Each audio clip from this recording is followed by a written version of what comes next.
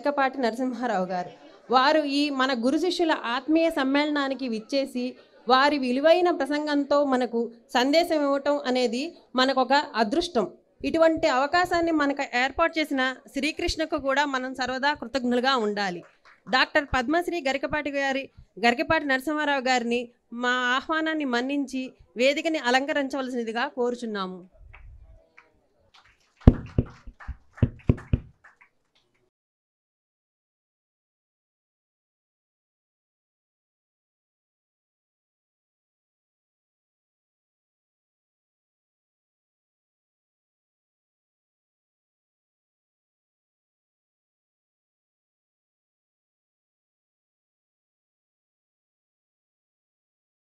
వీరి జన్మం పశ్చిమ గోదావరి జిల్లా పెంటపాడు మండలం బోడపాడులో 15/9/1958 అంటే 5 రోజుల కిందటే వారి జన్మదినం జరిగింది. వెంకటరమణమ్మ సూర్యనారాయణ పుణ్య దంపతులకు 9వ సంతానమే ఈ మహనీయులు. తండ్రి వేద పండితుడు. ఏవో పనులు చేయటం కాదు, ఆయన వేదం చదువుకుని ఉపనిషత్తులు శాస్త్రాలు చదువుకుని కూడా ఆయన వ్యవసాయం చేస్తూ ఉండేవాళ్ళు, చదువు చెప్తూ ఉండేవాళ్ళు.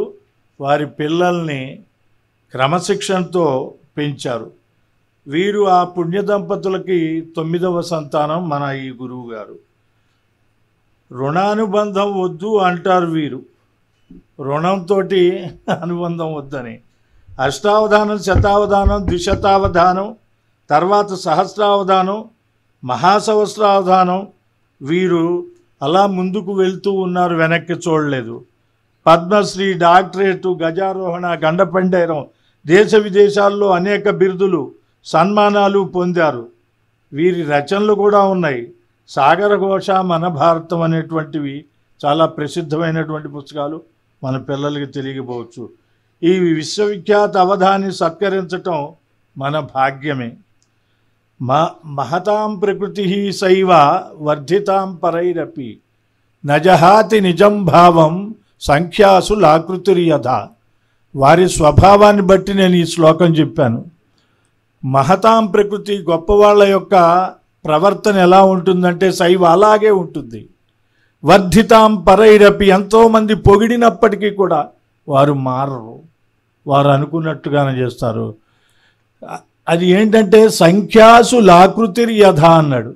సంఖ్యల్లో 9 ఉంది చూసారు, అది మీరు ఎన్నిసార్లు తీసుకొచ్చినా 9 ఆన్సర్ వస్తుంది.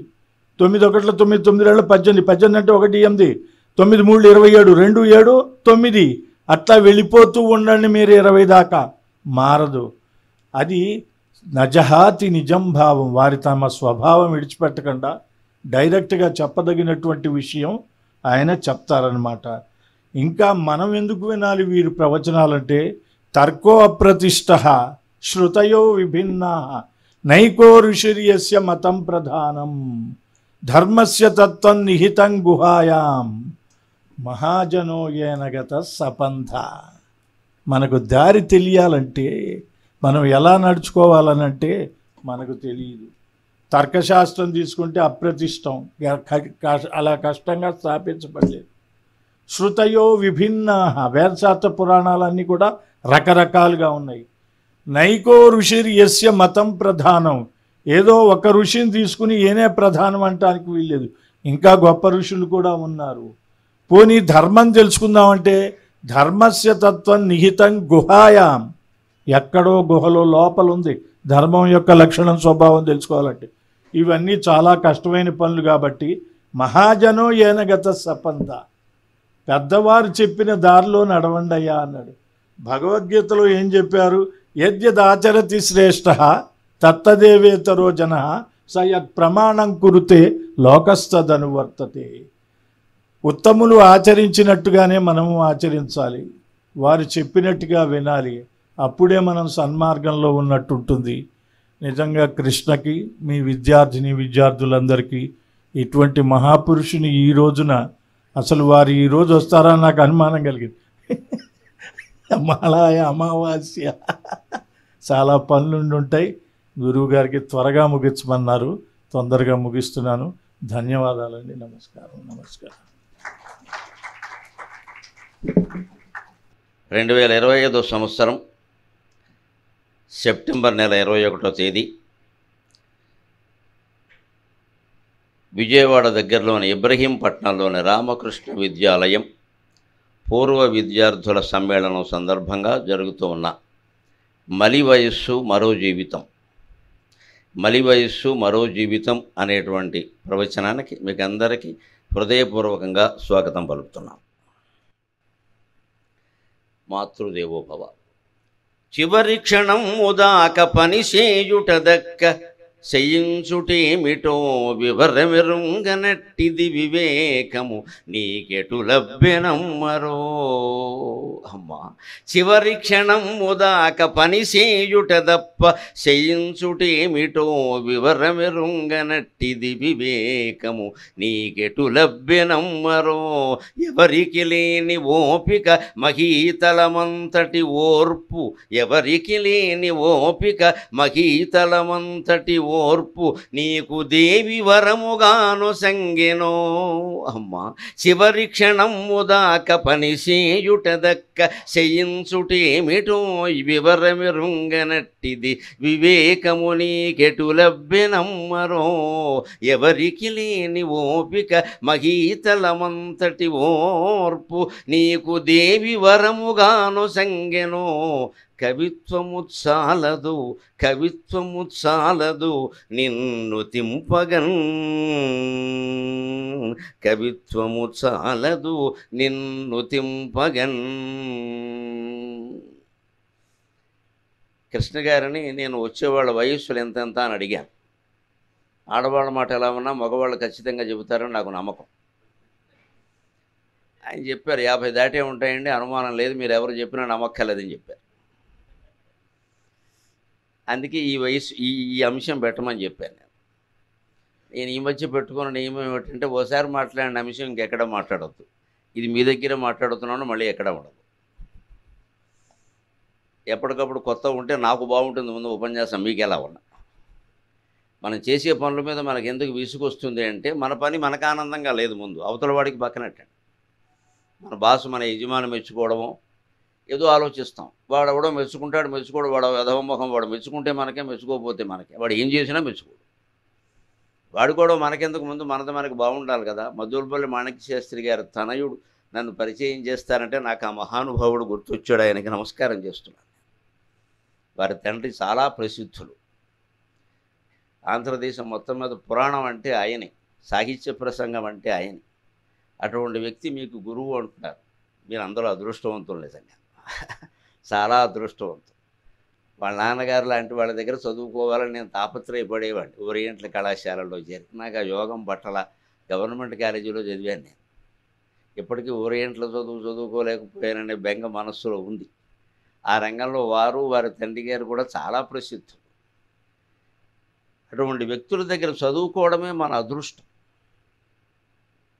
దాని నుంచి మనం నేర్చుకోవలసింది ఏమిటి అంటే, వారు పాఠాలు అంత బాగా చెప్పగలిగారు, పురాణాలు అంత బాగా చెప్పగలిగారు, వీరిని మీరు ఎంతకాలం గుర్తుపెట్టుకుని ఇక్కడికి ఆహ్వానించగలిగారు అంటే వారి పనిలో వారు ఆనందించారు. హెడ్ మాస్టర్ సంతోషం కోసం వారు పాఠాలు చెప్పలేదు, డిఈఓలు ఆనందించడం కోసం వారు పాఠాలు చెప్పలేదు. మన కర్తవ్యం మనం చేస్తున్నాం, పిల్లలు బాగుపడితే చాలు, ఇంకేం లేదు ఆయనకి. అందుకని ఇంతకాలం మీకు గుర్తున్నారు. అలాగే మనం ఇప్పుడు ఏ ఉద్యోగం చేస్తున్నా, వ్యవసాయం చేస్తున్నా, వ్యాపారం చేస్తున్నా, ఒక గృహిణిగా, గృహస్థుగా జీవితాన్ని కేవలం తల్లిదండ్రులు ఇచ్చిన ఆస్తుల ఆధారంగా కేవలం గృహిణిగా, కేవలం గృహస్థుగా జీవితాన్ని గడుపుతున్నా కూడా ఆ పనిలో ఆనందం పొందాలి. మా అమ్మగారు ఆనందం పొందడమే చూశాను నేను. అందుకని 9 మందికి తల్లి అయినా 9 మందిలో 6 ఆవిడ ఉండగానే జారిపోయినా తట్టుకుని నిలబడ్డారు. ఆత్మహత్య చేసుకోలేదు. ఆవిడ చనిపోయే కాలం నాటికి 5 వెళ్ళిపోయారు, మేము 4 మిగిలాం. ఒక సోదరి, 3 అన్నదమ్ములు. ఈ మధ్య సోదరు కూడా వెళ్ళిపోయింది. ఇక 3 మేము ఉన్నాం అన్నదమ్ములు. ఆవిడ ఉన్న వయస్సులో 5 వెళ్ళిపోయినా కూడా ఆవిడ తట్టుకుని నిలబడింది. ఈవేళ ఐఐటి చదువుకున్న విద్యార్థులు దేనికి తట్టుకోలేకపోతున్నారు. ఆత్మహత్యలన్నీ 20 నుంచి 30లోగానే జరుగుతున్నాయి. కారణాలు మనం ఆలోచిస్తే ఏ వయస్సులో జీవితంలో ఎలా ఉండాలో నేర్చుకోవడం తెలుస్తుంది. ఏ వయస్సు వాడికి ఆ ముచ్చట అంటారు మన భారతీయ సంస్కృతిలో. ఆ ముచ్చట ఆ వయస్సుతో అయిపోయింది, ఇంక వదిలేయాలి దాన్ని. నువ్వు 50 దాటాక జుట్టుకు రంగేస్తున్నావు అంటే నీకు వయస్సు జీవితం రెండూ అర్థం కాలేదు, రంగు కూడా అర్థం కాలేదు. ఎవడి కోసం ఈ రంగు? ఎవడ మాయ చేయడానికి? భార్యకి తెలుసు లేదా భర్తకి తెలుసు నువ్వు రంగేసావని. వాళ్ళ దగ్గర కొత్తగా మన అందం ప్రదర్శించకల్లా మన మొహం వాళ్ళకి బాగా తెలుసు. ఇంతకాలం కాపురం చేస్తున్నందుకు దండం పెట్టాలి. మనం రంగేసి ఉపయోగం లేదు. పైగా రంగేసేది ఆవిడే మనం కూర్చోబెట్టి. ఎందుకు వచ్చిన గోలేది? ఎవడేస్తాడు? వాళ్ళు బయట వాడు వచ్చేస్తాడా? ఆడాళ్ళకైతే బయట వాళ్ళు వేస్తారు, మగాడికి కూడా వస్తాడు, ఆవిడే వెయ్యాలి. ఈ రంగు భరించేది ఆవిడే, తొలగించేది ఆవిడే. అసలు రంగు వేయకుండా ఉంటే గొడవ లేదు కదా. కానీ వేస్తాం మనం. ఎందుకంటే పూర్వ విద్యార్థుల సమ్మేళనం నేను ఇంకా ఎందుకు యంగ్ లుకింగ్ పనిలేక ఇక్కడికి ఎవరు 20 ఏళ్ళ వాళ్ళు వస్తారని మేము ఊహించాం. అది పూర్వ విద్యార్థుల సమ్మేళనం, ఖచ్చితంగా అబౌవ్ 50, అనుమానం వెళ్ళ. దాంతో మనకి సిద్ధపడాలి. జీవితంలో దుఃఖం అంతా ఎక్కడ ఉంటుందంటే మిత్రమా, మీరు ఉన్నదానికి సిద్ధపడలేకపోతున్నారు, లేని దాన్ని ఏదో కోరుతున్నారు. దుఃఖం అంతా అక్కడే ఉంది మొత్తం. మన వయస్సును మనం అంగీకరించాం, మన ఆకారాన్ని మనం అంగీకరించాం, మన ఆహార విహారాన్ని మనం అంగీకరించాం, మన జ్ఞానాన్ని అజ్ఞానాన్ని కూడా మనం అంగీకరించలేం. అందుకని దుఃఖపడతాం. మనకు ఒక విషయం తెలియదు అంతే, అజ్ఞానమే, ఏం పర్వాలేదు, వాళ్ళ దగ్గర నేర్చుకుంటాం. బలాదపి సుఖాదపి చ యుక్తియుక్త వచః గ్రాహ్యం అంటారు. చిన్నపిల్లాడు చెప్పినా చిలక చెప్పినా సరే అది మంచి మాట అయితే వినమన్నారు. నువ్వు చెప్పడానికి అనకూడదు. 70 ఏళ్ల మనిషికి 7 ఏళ్ల పిల్లాడు ఒక నీతి చెప్పొచ్చు, చెప్పనేయండి, వాడి అనుభవం వాడిది. అంతవరకు ఈ 70 ఏళ్ళ వరకు ఈ పెద్ద మనిషికి ఆ విషయం తెలియదు. మరి చెప్పావురా అని వాడిని అభినందించి మెచ్చుకోవాలి. గుడ్డొచ్చి పిల్లలు ఎక్కినిచ్చిందని నువ్వు నాకు చెబుతున్నావు వేధవా అనకూడదు. ఇక వాడు చెప్పడు, నోరు మూసేస్తాడు, ఏమీ చెప్పడు. ఈ నిరుత్సాహపరచడం పనికి రాకుండా ఉండాలంటే మనలో ముందు అహం తగ్గిపోవాలి. నేను నాది అనే భావన, సమస్త దుఃఖాలకి మూలమైనటువంటి భావన తగ్గిపోవాలి. అది ఆధ్యాత్మికత ద్వారా మాత్రమే సాధ్యం. అందుకే ఈవేళ మనం మలి వయస్సులో మరో జీవితాన్ని ఆధ్యాత్మికత వైపు మళ్లించుకుని ఆనందంగా ఉండే విధానం ఎలాగో చెప్పుకుంటాం. ఇంకా భౌతిక సుఖాలు, భౌతికమైన వైభవాలు కోరుకుంటే కుదరదు. ఇక్కడ అవి దొరకవు. శరీరం ముడతలు పడుతోంది, ఊరు బొమ్మంటోంది, కాడు రమ్మంటోంది. నిజం చెప్పాలంటే మహాలయ అమావాస్య కదా చెప్పుకుంటే మంచిది. ఈ 15 రోజులు ఇదే భాగవతం, పెళ్లి మాటలు ఎవడో మాట్లాడటం. అందుకని ఊరు బొమ్మంటోంది, కాడు రమ్మంటోంది. 50 ఏళ్లకే దానికి సిద్ధపడాలి, 60 దాటాకే 70 దాటాకే కాదు. కానీ ముందు బాగుండవలసింది ఆరోగ్యం. బాగుండాలంటే నేను ఈ పద్యంలో చెప్పినట్టే చివరి క్షణం దాకా పనిచేస్తూనే ఉండాలి. కాళీలా 4 సార్లు ఆడించడం మానేసామంటే ఇక ఆడదు, ఆగిపోతుంది అది. అందుకని ఆడించాలి, గర్వంతో కాదు, అవసరం కోసం. కాస్త లేచి నడుస్తూ ఉండాలి, పని చేస్తూ ఉండాలి.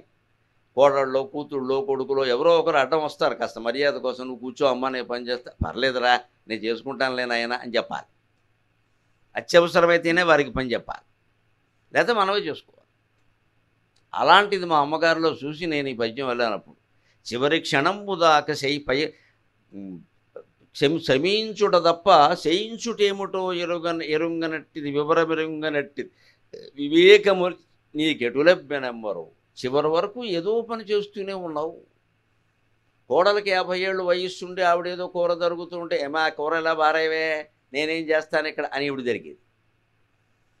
ఇది చేసుకుంటాను కదా అత్తగారు, మీరు నీకేం తెలిసి చిన్నపిల్ల. ఆవిడకి 50 ఏళ్ళు, నాకేమో 55 ఏళ్ళు. అప్పుడు నేను చిన్నపిల్లాన్ని. 55 ఏళ్ళు వచ్చాక చిన్నపిల్ల. కానీ మనకి సామెత, ఢిల్లీకి రాజైనా తల్లికి కొడుకి. నేను 55 ఏళ్ళు దాటే వరకు మా అమ్మగారు బతుకున్నారు. అప్పటి వరకు నన్ను చిన్నపిల్లాడిగానే చూసేవారు. ఎవరైనా ఇంటికి వచ్చిన వాళ్ళు, మీ అబ్బాయి మహాసహస్ర అవధానండి, ఆయన ఎన్నో విషయాలు చెబుతున్నారు, ఆయన నుంచి ఎంతో. వాడి తలకాయ వాడికేం తెలుసు, వాడి తర్వాత పిల్లలే లేరనేది నాకు ఆశ్చర్యంగా ఉండేది. నా తర్వాత పిల్లలు లేకపోతే నీది మీ ఆయనది దోషం, కానీ నాది ఏమిటి? వాడి తర్వాత పిల్లలే లేరు. నేను తర్వాత 2-3 సార్లు విని అడిగా, అమ్మ ఇలా అంటామేమిటి, నా తర్వాత పిల్లలు లేకపోతే అది మీ ఆయన తప్పు, నీ తప్పు. ఆయన వెళ్ళిపోయాడు పైకి అంటే, అలా అంటేకుంటే దిష్టి తగలకుండా ఉంటుందిరా అనేదమ్మా. అది తల్లి ప్రేమ, అది తల్లి ప్రేమ. నాకు అప్పుడు కళ్ళనీళ్ళు వచ్చేది. ఇంత హృదయం ఉంటుందా వీళ్ళకి? అసలు ఈ లోతు మనకు అర్థమవుతుందా? సముద్రం లోతైనా అర్థమవుతుంది, కానీ ఈ లోతు అర్థమవుతుందా? పెద్దవాళ్ళ యొక్క హృదయపు లోతు. వాళ్ళ మనస్సులో అది పెట్టుకుని పైకి ఇలా మాట్లాడతారు. వాడికి ఏమీ తెలియదు అంటే వాడు అజ్ఞాని అన్న దృష్టిలో జనం ఉంటారు. అప్పుడు ఎవడి దృష్టి నీకు తగలదు. నువ్వు మహాపండితుడు అని నేను కూడా అన్నాను అనుకో, నా దృష్టే తగులుతుందిరా అనేది. ఇప్పుడు ఇంత ఆలోచన ఈ కాలంలో తల్లులకి తండ్రులకి ఎవరికి ఉండే అవకాశం లేదండి. ఇంత లోతుగా ఆలోచించరు అసలు. బిడ్డకు ముందు దృష్టి తగలకూడదు అంతే. అంటే మనమేం నేర్చుకోవాలి ఎటువంటి వాళ్ళ నుంచి? పిల్లాడికి 6వ తరగతిలో ర్యాంక్ రాగానే పార్టీ ఇవ్వకూడదండి, దృష్టి తగులుతుందండి. మనం ఇవాళ పార్టీలు ఇస్తున్నాం. మా వాడు అది సాధించాడు, ఇది సాధించాడు. ఒక డ్యాన్స్ చేయగానే ఆవిడ ఇంకా శోభానాయుడే, ఇంక మామూలు వాడు ఎవడో కనపడ్డు. ఒక పాట పాడగానే వాడు ఘంటసాలే. ఓ బిరుదులు ఇచ్చేయడం. అక్కడి నుంచి అందరూ మెచ్చుకున్నారండి. ముఖ్యమంత్రి గారు ముద్దెట్టుకున్నారు, ప్రధానమంత్రి గారు పక్కన. వాళ్ళకి పనే ఉందమ్మా, వాళ్ళ ఫోటోలు పేపర్లో కావాలో పెట్టుకుంటారు, వాళ్ళకి ఓట్లు కావాలి. ఇవన్నీ అందరికీ చూపించడం. తల్లిదండ్రులు ఈ పనికిమాలిన పని మానేయాలి. పిల్లలు వృద్ధి చెందుతున్నా సరే ఇంకా చేయి, ఇంకా చేయి, కృషి చేయి, కృషి చేయి అని చెప్పాలి. తల్లి దృష్టి తండ్రి దృష్టి తగలకూడదు. జనం దృష్టి తగలకుండా ఉండాలంటే తల్లి మాట్లాడే మాట, తండ్రి మాట్లాడే మాట పని చేస్తుంది. పిల్లల ప్రతిభను ప్రోత్సహించవలసింది బయట వాళ్ళు తప్ప మనం కాదు. మనం లోపయ్య గారికి ఆయన ప్రోత్సాహం ఎంతసేపు తగిన శిక్షణ ఇప్పించడం, పని చేయించడం అంతే. బాగుంది, ఇంకెంతవరకు నేర్చుకున్నావు, ఇక ముందు నేర్చుకోవాలంటే ఆయన దగ్గరికి వెళ్ళాలి, వెళ్ళి నేర్చుకో, ఫలానా గురువు గారు ఈ తర్వాత చెప్తారు అని చెప్పాలి. వాళ్ళకి అప్పటికే ఏదో సాధించామన్న బ్రహ్మాండమైన గర్వం కలిగేలా మనం చేసేవాళ్ళు మటాష్ ఇంకా మళ్ళీ పనికిరారు. అందులో ఇంకా మాకు ప్రవచన రంగంలో, సాహిత్య రంగంలో పోటీలు తక్కువ. చిత్రకళలో, ఈ సంగీతంలో పోటీలు చాలా ఎక్కువ. కొన్ని వేల మంది ఉన్నారు. ఎవడు కావాలి ఈ పాట? కొన్ని వేల మంది ఉన్నారు. ప్రతివాళ్ళు పాడేవాళ్ళే. ఇప్పుడు యూట్యూబ్లు వచ్చాక పాడడం చేత కాని వాళ్ళు కూడా పాడుతున్నారు హాయిగా. వీళ్ళ మాటలు ఇంట్లో పిల్లలు ఎలా వింటున్నారా ఈ పాటలు అనుకుంటున్నాం మనం. పాడతారు, వాడుకో ఫేస్బుక్ ఉంది, అందులో పాడతాడు, ఏం పోయింది. కష్టపడి పనిచేయడం, ప్రతిభావంతులై ఉండడం నేర్పాలి, కానీ గర్వపడ్డం నేర్పకూడదు. పిల్లలు ఎంత సంపాదించినా మన ఊరికే ఎదుటి వాళ్ళు ఎవరి దగ్గరైనా మెచ్చుకోవచ్చు. మా అబ్బాయి మమ్మల్ని సంపాదించి పోషిస్తున్నాడండి, నీ వల్లనే మేము బతుకుతున్నాంరా వాడి దగ్గర అంటే మన్నాడు ఓల్డేజ్ హోమ్ ఖాయం. నీతో మాకు అవసరమేం లేదు ఇక్కడ, నీకు అవసరమే నీ బాధ్యత నువ్వు చేస్తున్నావు, అది గుర్తుపెట్టుకో అని చెప్పాలంతే ఖచ్చితంగా. తల్లిదండ్రులు పోషించడం బాధ్యత అండి. దాన్ని పోషిస్తే ఏమైనా పేపర్లో వేస్తారా? పోషించకపోతే వేస్తారు వీడు వేదమని. అది బాధ్యత, దానికి మెచ్చుకోవలసింది ఏముంది ఇక్కడ? అది బాధ్యత చేస్తున్నాం, అంతే, చెయ్యి అంతే. అది ఎదుటి వాళ్ళ దగ్గర వేరు. వాళ్ళ గురువులో అయ్యా మీరు ఇలా తీర్చిదిద్దారు, మా అబ్బాయి మీ వల్ల బాగా నేర్చుకున్నాడు, మేము వాడి వల్ల సుఖంగా. ఆ గురువు ద్వారా నెమ్మదిగా పిల్లాడికి చేరుతుంది ఆ మాట. మీ నాన్నగారు ఇలా అన్నారయ్యా అంటే సంతోషిస్తాడు. మొహం మీద అనకూడదు. ముఖస్థుతి అనేది పిల్లల విషయంలో ఎట్టి పరిస్థితుల్లో పనికిరాదు అసలు. గురువు ప్రత్యక్షే గురవస్తుత్యాహ, ప్రత్యక్షే గురవస్తుత్యాహ పరోక్షే మిత్రబాంధవాహ కార్యాంతే దాసభృత్యాశ్చ పుత్రస్తు న కదాచన. శాస్త్రం స్పష్టంగా చెప్పింది. మనం చదవక మనకు ఎలా ఉండాలో తెలియట్లే. గురువుని ఎప్పుడు ముఖం మీదే కీర్తించవచ్చు హాయిగా. ఎందుకంటే ఆయనకేమీ గర్వం రాదు. మనం ఎంత గొప్పవాళ్ళమైనా గురువు కంటే గొప్పవాళ్ళం కాదు. అందుకని ఆయనకేమీ గర్వం వచ్చి శిష్యులు పొగడకి ఏం చేస్తారు అది ఆయనకి తెలుసు. నా గురువు నన్ను మెచ్చుకున్నప్పుడు కదా అనుకుంటాడు ఆయన. అంతే, ప్రత్యక్షంగానే గురువును కీర్తించవచ్చు, అభ్యంతరం ఏం లేదు. ఆయనకు వచ్చే నష్టం లేదు, మనకు వచ్చే నష్టం లేదు. మిత్రుల్ని బంధువుల్ని పొగడదలుచుకుంటే పరోక్షంలో పొగడాలి. మన స్నేహితుని కూడా మన మొహం మీద పడకూడదు. వెంటనే మన్నాడు 10 లక్షలకి పెడతాడు టెండర్. నువ్వు నాకు బాగా నమ్మకం రా, నువ్వు అడగాలి కానీ ₹1 కోటి ఇస్తా అంటే మర్నాడు ఖాళీ అనకూడదు. అలాగా ఉండాలి. అబ్బాయి జాగ్రత్తగా ఉండాలి, జాగ్రత్తగా ఉండాలని చెబుతూనే ఉండాలి. అప్పుడు మన అప్పు అడగకుండా ఉంటాడు కనీసం. కార్యాంతే దాసభృత్యాస్తు. ఇప్పుడు ఇక్కడ రకరకాల సేవలు చేసినటువంటి భృత్యులు, సేవకులు ఉన్నారు. వాళ్ళని మెచ్చుకోవాలంటే మొహం మీద మెచ్చుకోవచ్చు, కానీ ఎప్పుడంటే పని అయిపోయాక. పని కంటే ముందు మెచ్చుకొని నువ్వు బాగా ఈ పని చేస్తావని నాకు నమ్మకం రా, ఈ 100 ఉండని అంటే 100 వేసుకొని 100 వేస్తాడు వాడు. పని చేయడు. సౌ తీసుకుంటాడు, దోసో వేస్తాడు, ఇక పని చేయడు. ఇచ్చావు కదా 100, ముందే ఇచ్చావు కదా. పని వాళ్ళకి ఎప్పుడు అడ్వాన్సులు ఇవ్వకూడదు, జీతం ఖచ్చితంగా ఇచ్చేయాలి. అంతే. ఏదైనా ఆసుపత్రి లాంటి అత్యవసరాలు వస్తే ఇచ్చి మళ్ళీ వసూలు చేసుకోవాలి, లేకపోతే ఇచ్చిందో చోట రాసుకోవాలి. ఒకవేళ మనం ఉదార బుద్ధితో వదిలేసినా అడ్వాన్స్ ఇచ్చిందని చెప్పాలి. ఆ విషయాన్ని నీకు ఇచ్చాను కానీ నువ్వు ఇబ్బందులో ఉన్నావు కదా అందుకని వదిలేస్తున్నావు, అస్తమానం అడక్కే అని చెప్పాలి. ఏదో ఇస్తూ ఉంటాను లేకపోతే 100 మందికి ఇస్తున్నావు, నీకు ఇచ్చేది అన్నాం అనుకో, మొత్తం ఆస్తి కరిగిపోతుంది, అనుమానం లేదు. వాడికి ఏమి లెక్కలేదన్నమాట డబ్బు అంటే అనేటువంటి భావన ఏర్పడుతుంది పని మనుషుల్లో. అది రానియకూడదు. అది మామూలుగా డబ్బు నష్టాన్ని కాదు, మనుషులను చంపేసి కూడా పట్టుకెళ్ళడానికి ఉపయోగపడుతుంది. ఏం అక్కర్లేదు వీళ్ళకి. ఇటీవల జరిగే కదా చాలా అలాగా. ఈ జాగ్రత్తలు పడాలి. పుత్రస్తు నకదాచన. అమ్మాయిని కానీ అబ్బాయిని కానీ ఎప్పుడూ ముఖం మీద మెచ్చుకోవద్దు అసలు. ప్రత్యక్షము వద్దు, పరోక్షము వద్దు. వాళ్ళు అక్కడ దగ్గర ఉన్నప్పుడు ఎప్పుడు ఏదో పిల్లాడు కష్టపడుతున్నాడు, పెద్దల ఆశీర్వచనం అంతే, అంతవరకే. బాగా పిల్లల్ని తల్లిదండ్రులు పొగిడేసి, అప్పుడేమో ఆ చిన్న వయసులో తల్లిదండ్రులను పిల్లలు పొగిడేస్తూ ఉంటే సంతోషించేసి, మా అబ్బాయికి నేను తప్ప ఇంకెవరూ లేరంటే మొత్తం 50 దాటగానే ప్లేట్ తిరగబట్టం ఖాయం. అది రాకుండా ఉండాలంటే ముందు మనం నేర్చుకోవలసింది, మీకు హెచ్చరిక కోసం చెబుతున్నా. నాకంటే 67, నా అంత పెద్దవాళ్ళు ఎవరైనా ఉన్నారో లేదో నాకు తెలియదు, కానీ 50 దాటిన వాళ్ళు ఉన్నారు కాబట్టి, ఇంకో 10 ఏళ్లకైనా రిటైర్మెంట్ అయ్యి ఇంటికి ఎడతారు కాబట్టి ఒక్క మాట చెబుతాను. వచ్చేది ఏ దశ? మనిషికి 12 దశలు ఉంటాయి. 12 దశ. ఆ 12 ఏమిటంటే, 1 గర్భవాసం, 2 పుట్టుక జన్మం, 3 బాల్యం, 4 కౌమారం, 5 పౌగండం, 6 యౌవనం, 7 స్థవిర వయస్సు, 8 వార్ధక్యం, 9 ప్రాణరోధం లేదా రోగ బాధలు, 10 మరణం, 11 స్వర్గం, 12 మోక్షం. ఈ 12ంటిని అవస్థలు అన్నారు. మరణించిన తర్వాత కూడా 2 అవస్థలు పెట్టారు. ఇప్పుడు జీవితం మీద ఆశ కల్పించడమే భారతీయ సంస్కృతి తప్ప, death is the end of the life అని ఎదవ మాటలు మాట్లాడడం మన సంస్కృతి కాదు. Death is not at all the end of life, another life is there. పూర్వం కూడా ఇంకో లైఫ్ ఉంది, ఆ లైఫ్ లేకపోతే ఈ లైఫ్ రాదు ఇక్కడ. అలాగే దీని తర్వాత ఇంకోటి ఉంటుంది. అందుకే మన వాళ్ళు 12 అవస్థలు అని చెప్పారు. యజ్ఞో యజ్ఞహుతాశనక అని శవసహస్రనామాల్లో ఉంటుంది. 12 అంటుంది. 12 అంటారు శివుడు. అందుకే 12 దశల్లోనూ భగవంతుడు కాపాడుతాడు. 12 అంటే ఇవే. 1 గర్భవాసం, అదో దశ. చాలామందికి అర్థం కాదు ఏమిటంటే, జాతకం అక్కడ మొదలవుతుందమ్మా, పుట్టాక కాదు మనం లెక్కెట్టేది. ఇక్కడ ముహూర్తం చూసి కోసేస్తున్నారు. ఇక్కడ కుదరదు, 9 నెలల ముందే పుట్టాడు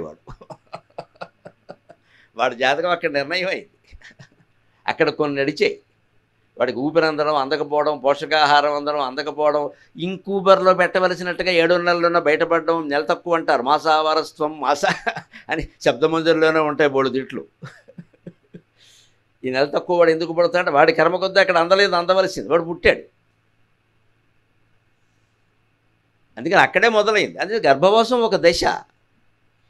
దానికి పూర్వజన్మ కారణాలు ఉంటాయి. ఎందుకంటే అక్కడ ఆ జీవి చేసేది ఏం లేదు, అక్కడ పడుకోవడం తప్ప. ఇంకా పూర్తిగా ఎతకలేదు. వాడు ఏం చేస్తాడు? కర్మ. తల్లి మాత్రం ఏం చేస్తుంది, ఏం జరుగుతుందో ఆవిడకి తెలిస్తే కదా. తండ్రికి బొత్తిగా తెలియదు ఆ విషయం. తర్వాత పుట్టుక, అది కూడా సుఖప్రసవం. ఎంతమందికి ఏంటండి, తల్లులు చనిపోయిన సందర్భాలు ఉన్నాయి. 3 రోజులు 4 రోజులు. మా అమ్మగారు అయితే 8 రోజులు గోడకి నిలబడి కన్నారు నన్ను. 9వ సంతానం గోడకి నిలబెట్టారు, తువ్వాలు గట్టి. నొప్పులు రావట్లా. అందుకే నేను అంటూ ఉంటాను, నా పుట్టుకలోనే చాలా ఘర్షణ ఉంది. సమాజంతో ఘర్షణ పడడమే నా లక్ష్యం అని చెప్తాను. నేను ఘర్షణ పడతాను. ఘర్షణ పడేవాడు కవి, రజీ పడేవాడు నాయకుడు. మాకు చాలా తేడా ఉంటుంది. కవి ఎప్పుడు ఘర్షణ పడతాను. నేను కవిని. ఒకరు నచ్చకపోతే స్పష్టంగా చెబుతాను, నాకు ఇది నచ్చలేదు. నాయకుడిలాగా రాజీ పడాల్సిన కర్మ నాకు ఎవరు ఓట్లు అక్కర్లేదు. వాళ్ళని ఏమన్నా అంటే అనుకుంటే అనుకొని మళ్ళీ పిలవరు. That's what I want. ఏం పర్వాలేదు, ఇక్కడ ఇంట్లో కూర్చుంటాం. చెప్పవలసింది ఖచ్చితంగా చెప్పాలి. ఘర్షణ నా పుట్టుకలోనే ఉంది. ఘర్షణ అంత పుట్టుకలో అంత యాతన పడుతున్నారు వాళ్ళు. అంచేత గర్భవాసం అనేది మనకి ఆవిడకి, అలాగే ప్రసవం మనకి ఆవిడకి కూడా పరీక్షే, కష్టమే. అదొక దశ. ఆ పైన బాల్యం, అదేమంది చిన్న విషయం కాదు. ఇది పూర్తిగా తల్లిదండ్రుల అధీనంలో ఉండాలి. సంపూర్ణమైన స్వేచ్ఛ ఉండదు. ఉంటే ఇబ్బంది. వాడి ప్రాణం మీదకు తెచ్చుకుంటాడు పిల్లాడికి స్వేచ్ఛ ఇస్తే. అది ఎక్కడో ఎవరి అధీనంలోనూ నడిచింది. అదొక అవస్థ. ఆ పైన కౌమారం 9 to 6. బాల్యం అంటే 8 వరకే. ఒక జీవితాన్ని ఎన్ని దశలుగా మన పూర్వీకులు విభజన చేశారో చూడండి. ఊరికే ఏదో 25 ఏళ్ళు ఒకటి స్థూల విభజన, సూక్ష్మ విభజన కడితే చాలా ఉన్నాయి. ఎవ్రీ స్టేజ్ ప్రతిదీ ఇంపార్టెంట్, ప్రతిదీ ముఖ్యమే. Every stage important. ప్రతి దశలో ఎవరి జాగ్రత్త వాళ్ళు తీసుకోవాలి. ఒక దశ వచ్చాక వాడిని వదిలేయాలి. ఇంకా తెగిన కాలిపట్టం వాడి ఇష్టం అంతే. ఇంకా మనం చేసేది ఏం లేదు. బాగుంటే ఆనందించడం, లేకపోతే ఒక కన్నీటి పొట్టు నేల రాల్చడం అంతే. అది బాల్యం. అక్కడి నుంచి కౌమారం 9 నుంచి 16. అదే తెలిసి తెలియని వయస్సు. మనసును బాగా చెడిపోవడానికి అవకాశం ఇచ్చే వయస్సే అది. 9 నుంచి 16 సరిగ్గా ఇంటర్మీడియట్ స్టేజ్. అది బాగుంటే ఇంటర్మీడియట్, లేకపోతే ఇంటర్మీడియట్. 14, 15, 16 ఇప్పుడైతే 12 నుంచి జాగ్రత్త పడాల్సి వస్తుంది. ఎందుకంటే పిల్లల చేతికి ఫోన్ వచ్చింది. ఇక్కడ మనకు తెలియని విషయాలన్నీ వాడికి తెలుస్తుంది. చూడకూడవన్నీ వాడు అందులో చూస్తున్నాడు. నువ్వు ఇది చూడాలి అది చూడాలని మనం ఊరికే వేమన శతకం నీతి శతకం చెప్పి ఉపయోగం. అలాగే ఓకే డాడీ నువ్వు తప్పుకో అని చెప్పి వాడు అవే చూస్తాడు. ఇంకా కావాలంటే నువ్వు చూసుకో అని చెబుతాడు. అంతే వాడి మీద నిఘా పెట్టాలి, తప్పదు. పిల్లలకి స్వేచ్ఛ ఇచ్చాం, ఇంతకంటే దౌర్భాగ్యం చెప్పమాట ఇంకోటి లేదు. పిల్లలకి ఎలా ఇస్తారండి స్వేచ్ఛని? పెద్దవాళ్ళు కాకుండా పెద్దవాళ్ళకు ఉంటుంది స్వేచ్ఛ, పిల్లలకు ఉంటుందా? పిల్లలకి స్వేచ్ఛ ఏమిటంటే అర్థం లేనమాట. అది వాళ్ళు చాలా బాగా వినపడుతుంది. మా పిల్లలకి స్వేచ్ఛ ఇచ్చాం, నాశనం అయిపోతారు. ఎప్పుడూ ఒక కన్నేసి ఉంచాలి. స్వేచ్ఛ ఇచ్చినట్టు ఉండాలి, ఇవ్వకూడదు. ఉండడం వేరు, ఇవ్వడం వేరు. అలా కనపడాలి ఇచ్చినట్టు, కానీ ఒక కన్నేస్తూనే ఉండాలి. లేకపోతే ప్రమాదం, కౌమార దశ. దాన్నే శ్రీనాథుడు కాశీఖండంలో నవయౌవన శైశవము అవినయ నిధానమగుని నవయౌవన శైశవమున నడిమి వయస్సున కవిసిన వ్యసనోద్రేకం బవగాఢము దీని మానుమయ్య కుమార అని గుణనిధి అని ఒక పండితుడు కొడుకు చెడిపోతే ఆయన తల్లి చెబుతుంది ఉపదేశంలో, నీది చెడిపోయే వయస్సురా, మీ నాన్నేమో రాజోద్యోగంలో ఉండి పట్టించుకోవట్లేదు, నాకు వదిలేశారు, నేను ఆడదాన్ని అయిపోయాను, ఏం చేయాలో తెలియట్లేదురా, నీది నవయౌవన శైశవం ఉంటుంది. విచిత్రమైన మాట ఇది, అడోలసెంట్ ఏజ్ అంటారు ఇప్పుడు ఇంగ్లీష్లో దీన్ని. నవయౌవన శైశవం, తెలుగులో ఎంత అందమైన మాట పెట్టాడో శ్రీనాథుడు. అది యవ్వనమా అంటే యవ్వనం కాదు, నవయౌవనం. ఇంకా యవ్వనంలోకి ప్రవేశిస్తున్నాడు. 20 ఏళ్ళు వస్తే కానీ యవ్వనం కాదు, వీడు ప్రవేశిస్తున్నాడు, నవయౌవనం అన్నాడు. అలాగని వీడు శైశవం వదలలేదు, ఏదో బాల్య చాపల్యాలు బాల్య చేష్టలు వదల. అంతేగాని గమ్మత్తైన పేరు పెట్టాడు పద్యంలో పెట్టి శ్రీనివాసుడు, నవయౌవన శైశవం అన్నాడు. ఇది అడోలసెంట్ ఏజ్, కౌమారం అంటే అది. ఆ పైన 16 దాటే ఎందుకంటే పౌగండం అంటారు దాన్ని. ఇది ఒక విచిత్రమైన అవస్థ, సాధారణంగా ఎవరు చెప్పరు దీని గురించి. వ్యాసభారతంలో వ్యాసుడు చెబుతాడు, భీముడిని జీవితాంతం దుర్యోధనుడు పౌగండ అని తిట్టేవాడు. పౌగండ అంటే నూనూగు మీసాలు వచ్చేటువంటి వయస్సు. ఆడపిల్లలకు కూడా కొన్ని అవయవాలు, పురుషులకు లేని అవయవాలు పెరిగేటువంటి వయస్సు. స్పష్టంగా శరీరంలో గోచరం అయ్యేటువంటి వయస్సు ఆడపిల్లలకి. మగపిల్లలకైతే నూనూగు మీసాలు. ఇలాగ తండ్రిని అప్పుడప్పుడు గడ్డం చేసుకునేది అడుగుతూ ఉంటాడు రేజరిమ్మని, లేకపోతే పక్కకెళ్ళి చేసేసుకుంటాడు చెప్పకుండా. ఇప్పుడే నీకెందుకు రా అంటాడు. అయినా కానీ ఆయన చేసుకుంటూ నూనూగు మీసాలు. ఆ వయస్సులో శ్రీనాథుడు నూనూగు మీసాల నూతన యవ్వనమున శాలివాహన సప్తశతి నుడుగుతి అన్నాడు. శాలివాహన 700 శ్లోకాలు పద్యాలు ఉండేటువంటి కావ్యం హారుడు గాథా సప్తశతి లాంటిది 16 ఏళ్ల వయస్సులో రాశాడు శ్రీనాథుడు. నూనూగు మీసాల నూతన యవ్వనం, అది పౌగండం. భీముడిని పౌగండ అని తిట్టడం ఎందుకంటే ఆశ్చర్యం, వ్యాసభారతంలో ఎక్కడ భీముడికి మీసాలు లేవని చెప్పాడు. పాండవ వనవాసంలో తెప్పిన మీసాలు ఎన్టీ రామారావు, భీముడు కాదు. హీరో గారు మీసాలు లేకపోతే ఒప్పుకోరు కాబట్టి అక్కడ పెట్టారు, కానీ భీముడికి మీసాలు లేవు. కానీ ఆ మీసాలు లేనివాడే గదాయుద్ధం చేశాడు దుర్యోధనుడు. అసలు భారతంలో చంపిన రాక్షసులందరినీ భీముడే చంపాడు. ద్రౌపది చాలా స్పష్టంగా నీకు 5గురిలో ఎవరంటే ఇష్టమని ప్రైవేట్ ఇంటర్వ్యూలో, యూట్యూబ్ ఇంటర్వ్యూలో అడిగితే భీముడు అంటే ఇష్టమని చెప్పేసింది ఆవిడ మొహమాట లేకుండా. ఎందుకంటే ఆయన కాపాడింది వాడే కదా అంది ఆవిడ. అదో శృంగార సుఖాల గురించి మాట్లాడలేదు ఆ మహాసాధ్వి, నన్ను కాపాడింది ఆయనే కదా, నా గురించి ఎవడు పట్టించుకున్నాడు? ధర్మరాజు గారు అసలు పట్టించుకోడు. నకుల సహదేవులు ఎప్పటికీ ఆటలో అట్టిపళ్ళే, అన్నగారు ఆజ్ఞ అంటారు. ఇక అర్జునుల వారు పట్టించుకుంటాడు, మళ్ళీ 100 రకాలు ఆలోచిస్తాడు. ఈయనకి భగవద్గీత చెప్తే కానీ ఏ పని నడవదు. వెంటనే గద పుచ్చుకున్నది ఎవడంటే భీముడేనండి. కీచకుడు వచ్చి వెనకాల వచ్చి పడేసి తంతి వెళ్ళి చెప్పింది ఎవరికి? వంటశాలలో ఉన్న భీముడికి చెప్పింది. జడ్డిచ్చుకు లేచాడు అక్కడ, గద లేకపోయినా సరే. వాడి సంగతి చూద్దాం పద అన్నాడు. మరి అటువంటి భర్తను ప్రేమించకపోతే ఎవరిని ప్రేమిస్తారు ఇక్కడ? మరి మీసాలు లేవు కదా అని ద్రౌపది వ్యతిరేకించాలా? ఇవాళ మనం సౌందర్యాల కారణంగానే వ్యతిరేకిస్తున్నాం భార్యల్ని భర్తల్ని కూడా. లుక్ బాగాలేదు, లుక్ గడిది గుడ్డ. పెళ్ళైన తర్వాత లుక్ ఏంటి? బుక్ అయిపోయాం, నోరు మూసుకోవడమే. బాగాలేదంటాం ఇక్కడ. స్టైల్గా లేడు, ఆవిడ అందంగా లేదు, మా పెళ్ళి అయినప్పుడు ఉన్నట్టుగా ఇప్పుడు లేదు. ఎందుకుంటుంది? నువ్వు ఉన్నావా? ఎందుకుంటుందండి? 40 ఏళ్ళు దాటాక ఇప్పుడు ఆడవాళ్ళకి మోకాళ్ళ నొప్పులు వస్తున్నాయి. 2 మెట్లు ఎక్కలేరు, 4 అడుగులు వేయలేరు. వదిలేస్తావా పెళ్ళాన్ని? నువ్వు దగ్గరుండి నడిపించాలి, నువ్వు దగ్గరుండి నడిపించాలి ఖచ్చితంగా. అప్పుడు వాళ్ళు ఎంత సంతోషిస్తారో, మా ఆయన నాకు తోడుగా ఉన్నాడు, ఇంక పర్వాలేదు. ముందెళ్ళిపోయే మగాడు కాస్త వెనక్కి ఆగి ఇవి నడిపించుకుని ఎడుతుంటే ఎంత ఆనందిస్తారండి. ఇప్పుడు కనకదుర్గ గుడికి వెళ్ళి విజయవాడలో మెట్లన్నీ దిగి వస్తూ ఉంటే మా ఆవిడ కొంచెం వెనకలేక మా శారద కొద్దిగా వెనకాల ఉండిపోయింది. వెనకాల ఎవరో ఆడాళ్ళు ఉన్నారు, అక్కడ కార్యకర్తలు ఉంటారు కదా. నేను చూశాను, నేను వెనక్కి వెళ్ళాను.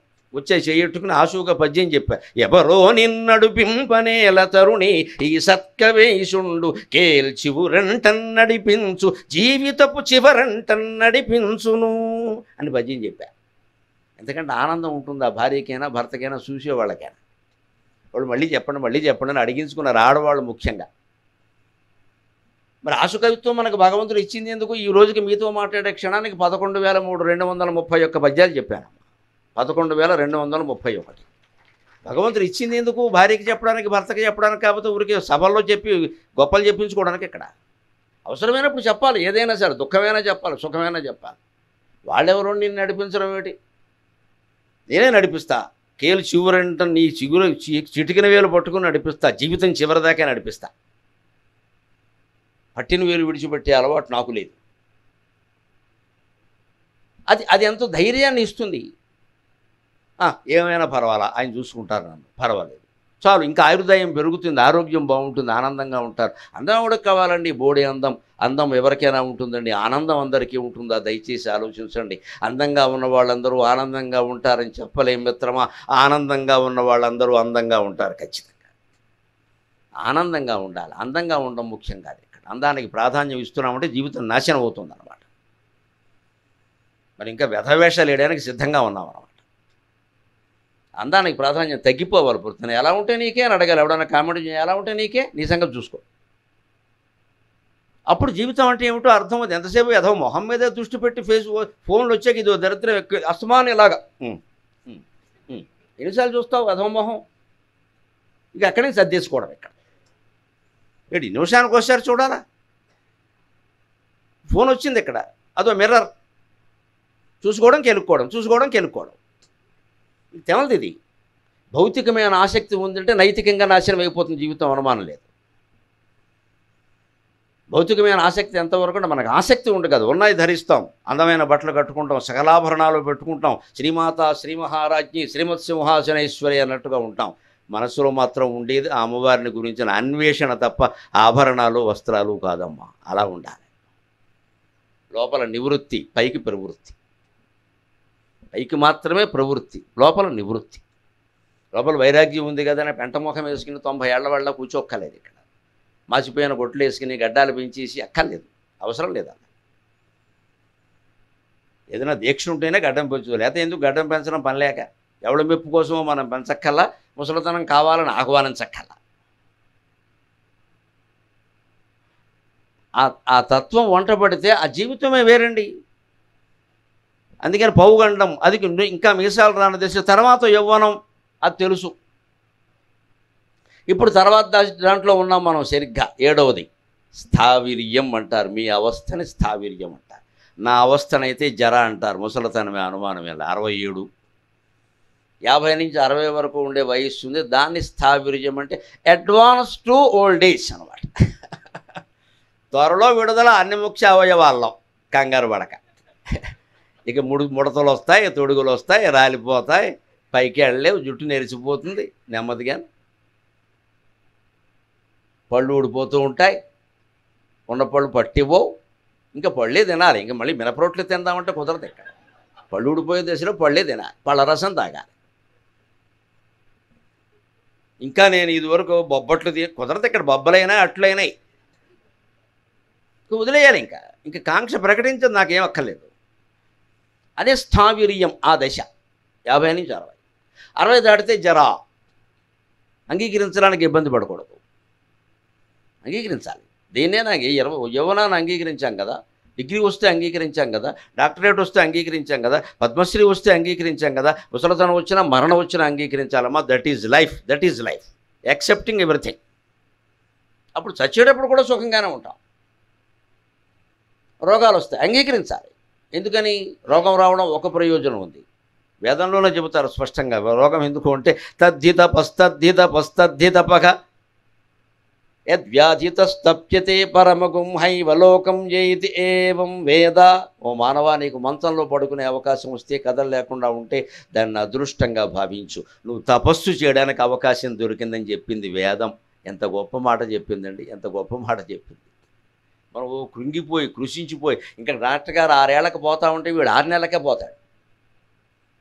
డాక్టర్ గారు కూడా 6 ఏళ్ళు చెప్పాడు కదా, ఉండొచ్చుగా. ఉండడు. బెంగ బెంగ బెంగ. నేను మంచంలో ఉన్నా. పుట్టినప్పుడు మంచంలో లేవా? తల్లి ఒళ్ళో లేవా? తల్లి గర్భంలో లేవా? ఇప్పుడు మంచంలో ఉన్నావు. Old age is the nothing but the another shape of childrenship. బాల్యానికి మరో దశ వృద్ధాప్యం అనేది. 8 ఏళ్ల లోపు ఏ అవస్థ ఉంటుందో 80 ఏళ్ల తర్వాత కూడా అదే అవస్థ ఉంటుంది. దానికి అంగీకరించాలి. తద్ధితపస్తద్ధితపస్తద్ధితపక యద్వ్యాధితస్తప్యతే. నువ్వు కదలలేవు కాబట్టి హాయిగా నమ శివాయ నమో నారాయణాయ శ్రీమాత్రే నమః అనడానికి ముసలితనం అడ్డురాదే. అది మలి వయస్సులో మరో జీవితం, మరో దీపం పెట్టుకొచ్చే మన గుండెల్లో మనమే కార్తీక దీపంలాగా అవకాశం కదండి. 80 ఏళ్ళు వచ్చాయి, ఏదో అనుకోని వ్యాధి వచ్చింది, మంచంలోనే ఉన్నాం. ఓకే, ఇట్స్ ఏ ఛాన్స్, అది అవకాశం అది. కానీ వీడు ఉండలేడు. ఎందుకంటే ఇంతసేపు మాట్లాడి కాపురాలన్నీ కూల్చేసింది సరిపోలా, ఇంకా మాట్లాడాలి. ఆ మాట్లాడే అవకాశం లేదు. నన్ను ఎవరు చూడడం లేదు, నన్ను ఎవరు నిన్ను నువ్వు చూడగలిగితే మిత్రమా ఎవరూ చూడవలసిన అవసరం లేదు. దాన్నే ఆత్మజ్ఞానం అంటారు. మళ్ళీ ఓసారి మధురపల్లి వారి అబ్బాయి దగ్గర కూర్చొని ఆయన బాగా చెప్తారు అవన్నీ. దాన్నే ఆత్మజ్ఞానం అండి. నిన్ను నువ్వు చూడగలిగితే నిన్ను ఇంకోటి చూడటం ఏటా ఎక్కడ? వాడెప్పుడు చూడడానికి వాడికి అవసరం ఉంటే చూస్తాడు, లేదా పోతాడు. వాడికి ప్రాప్తం ఉంటే చూస్తాడు, లేదా లేదు. మనల్ని మనం చూసాం. అసలు నేను అంటే ఏమిటో ఎవరికైనా తెలియదు. నేనంటే ఎవరంటే ఇకే ఈ సింగారమే. యథవ శరీరాన్ని చూపించి నేను అంటాం. నేనన్నా ఒక మన మేనమామ వెళ్ళిపోయాడు, మొన్న పెంతండ్రి వెళ్ళిపోయాడు, రేపు పొద్దున మనం వెళ్ళిపోతాం. అన్ని సవాలు చూస్తూనే ఉన్నాం. మనం వెళ్ళి పలకరిస్తూనే ఉన్నాం. మనకంటే చిన్నవాళ్ళు కూడా వెళ్ళిపోవడం చూస్తూనే ఉన్నాం. కానీ మనం మాత్రం శాశ్వతం అనుకుంటాం. ఎంతకంటే అజ్ఞానం ఉంటుందా? మలి వయస్సు కూడా బాగుండాలంటే అవి గుర్తు తెచ్చుకోవాలి. వాడు వెళ్ళిపోయాడు, రేపు పొద్దున నేను వెళ్ళిపోతానుగా.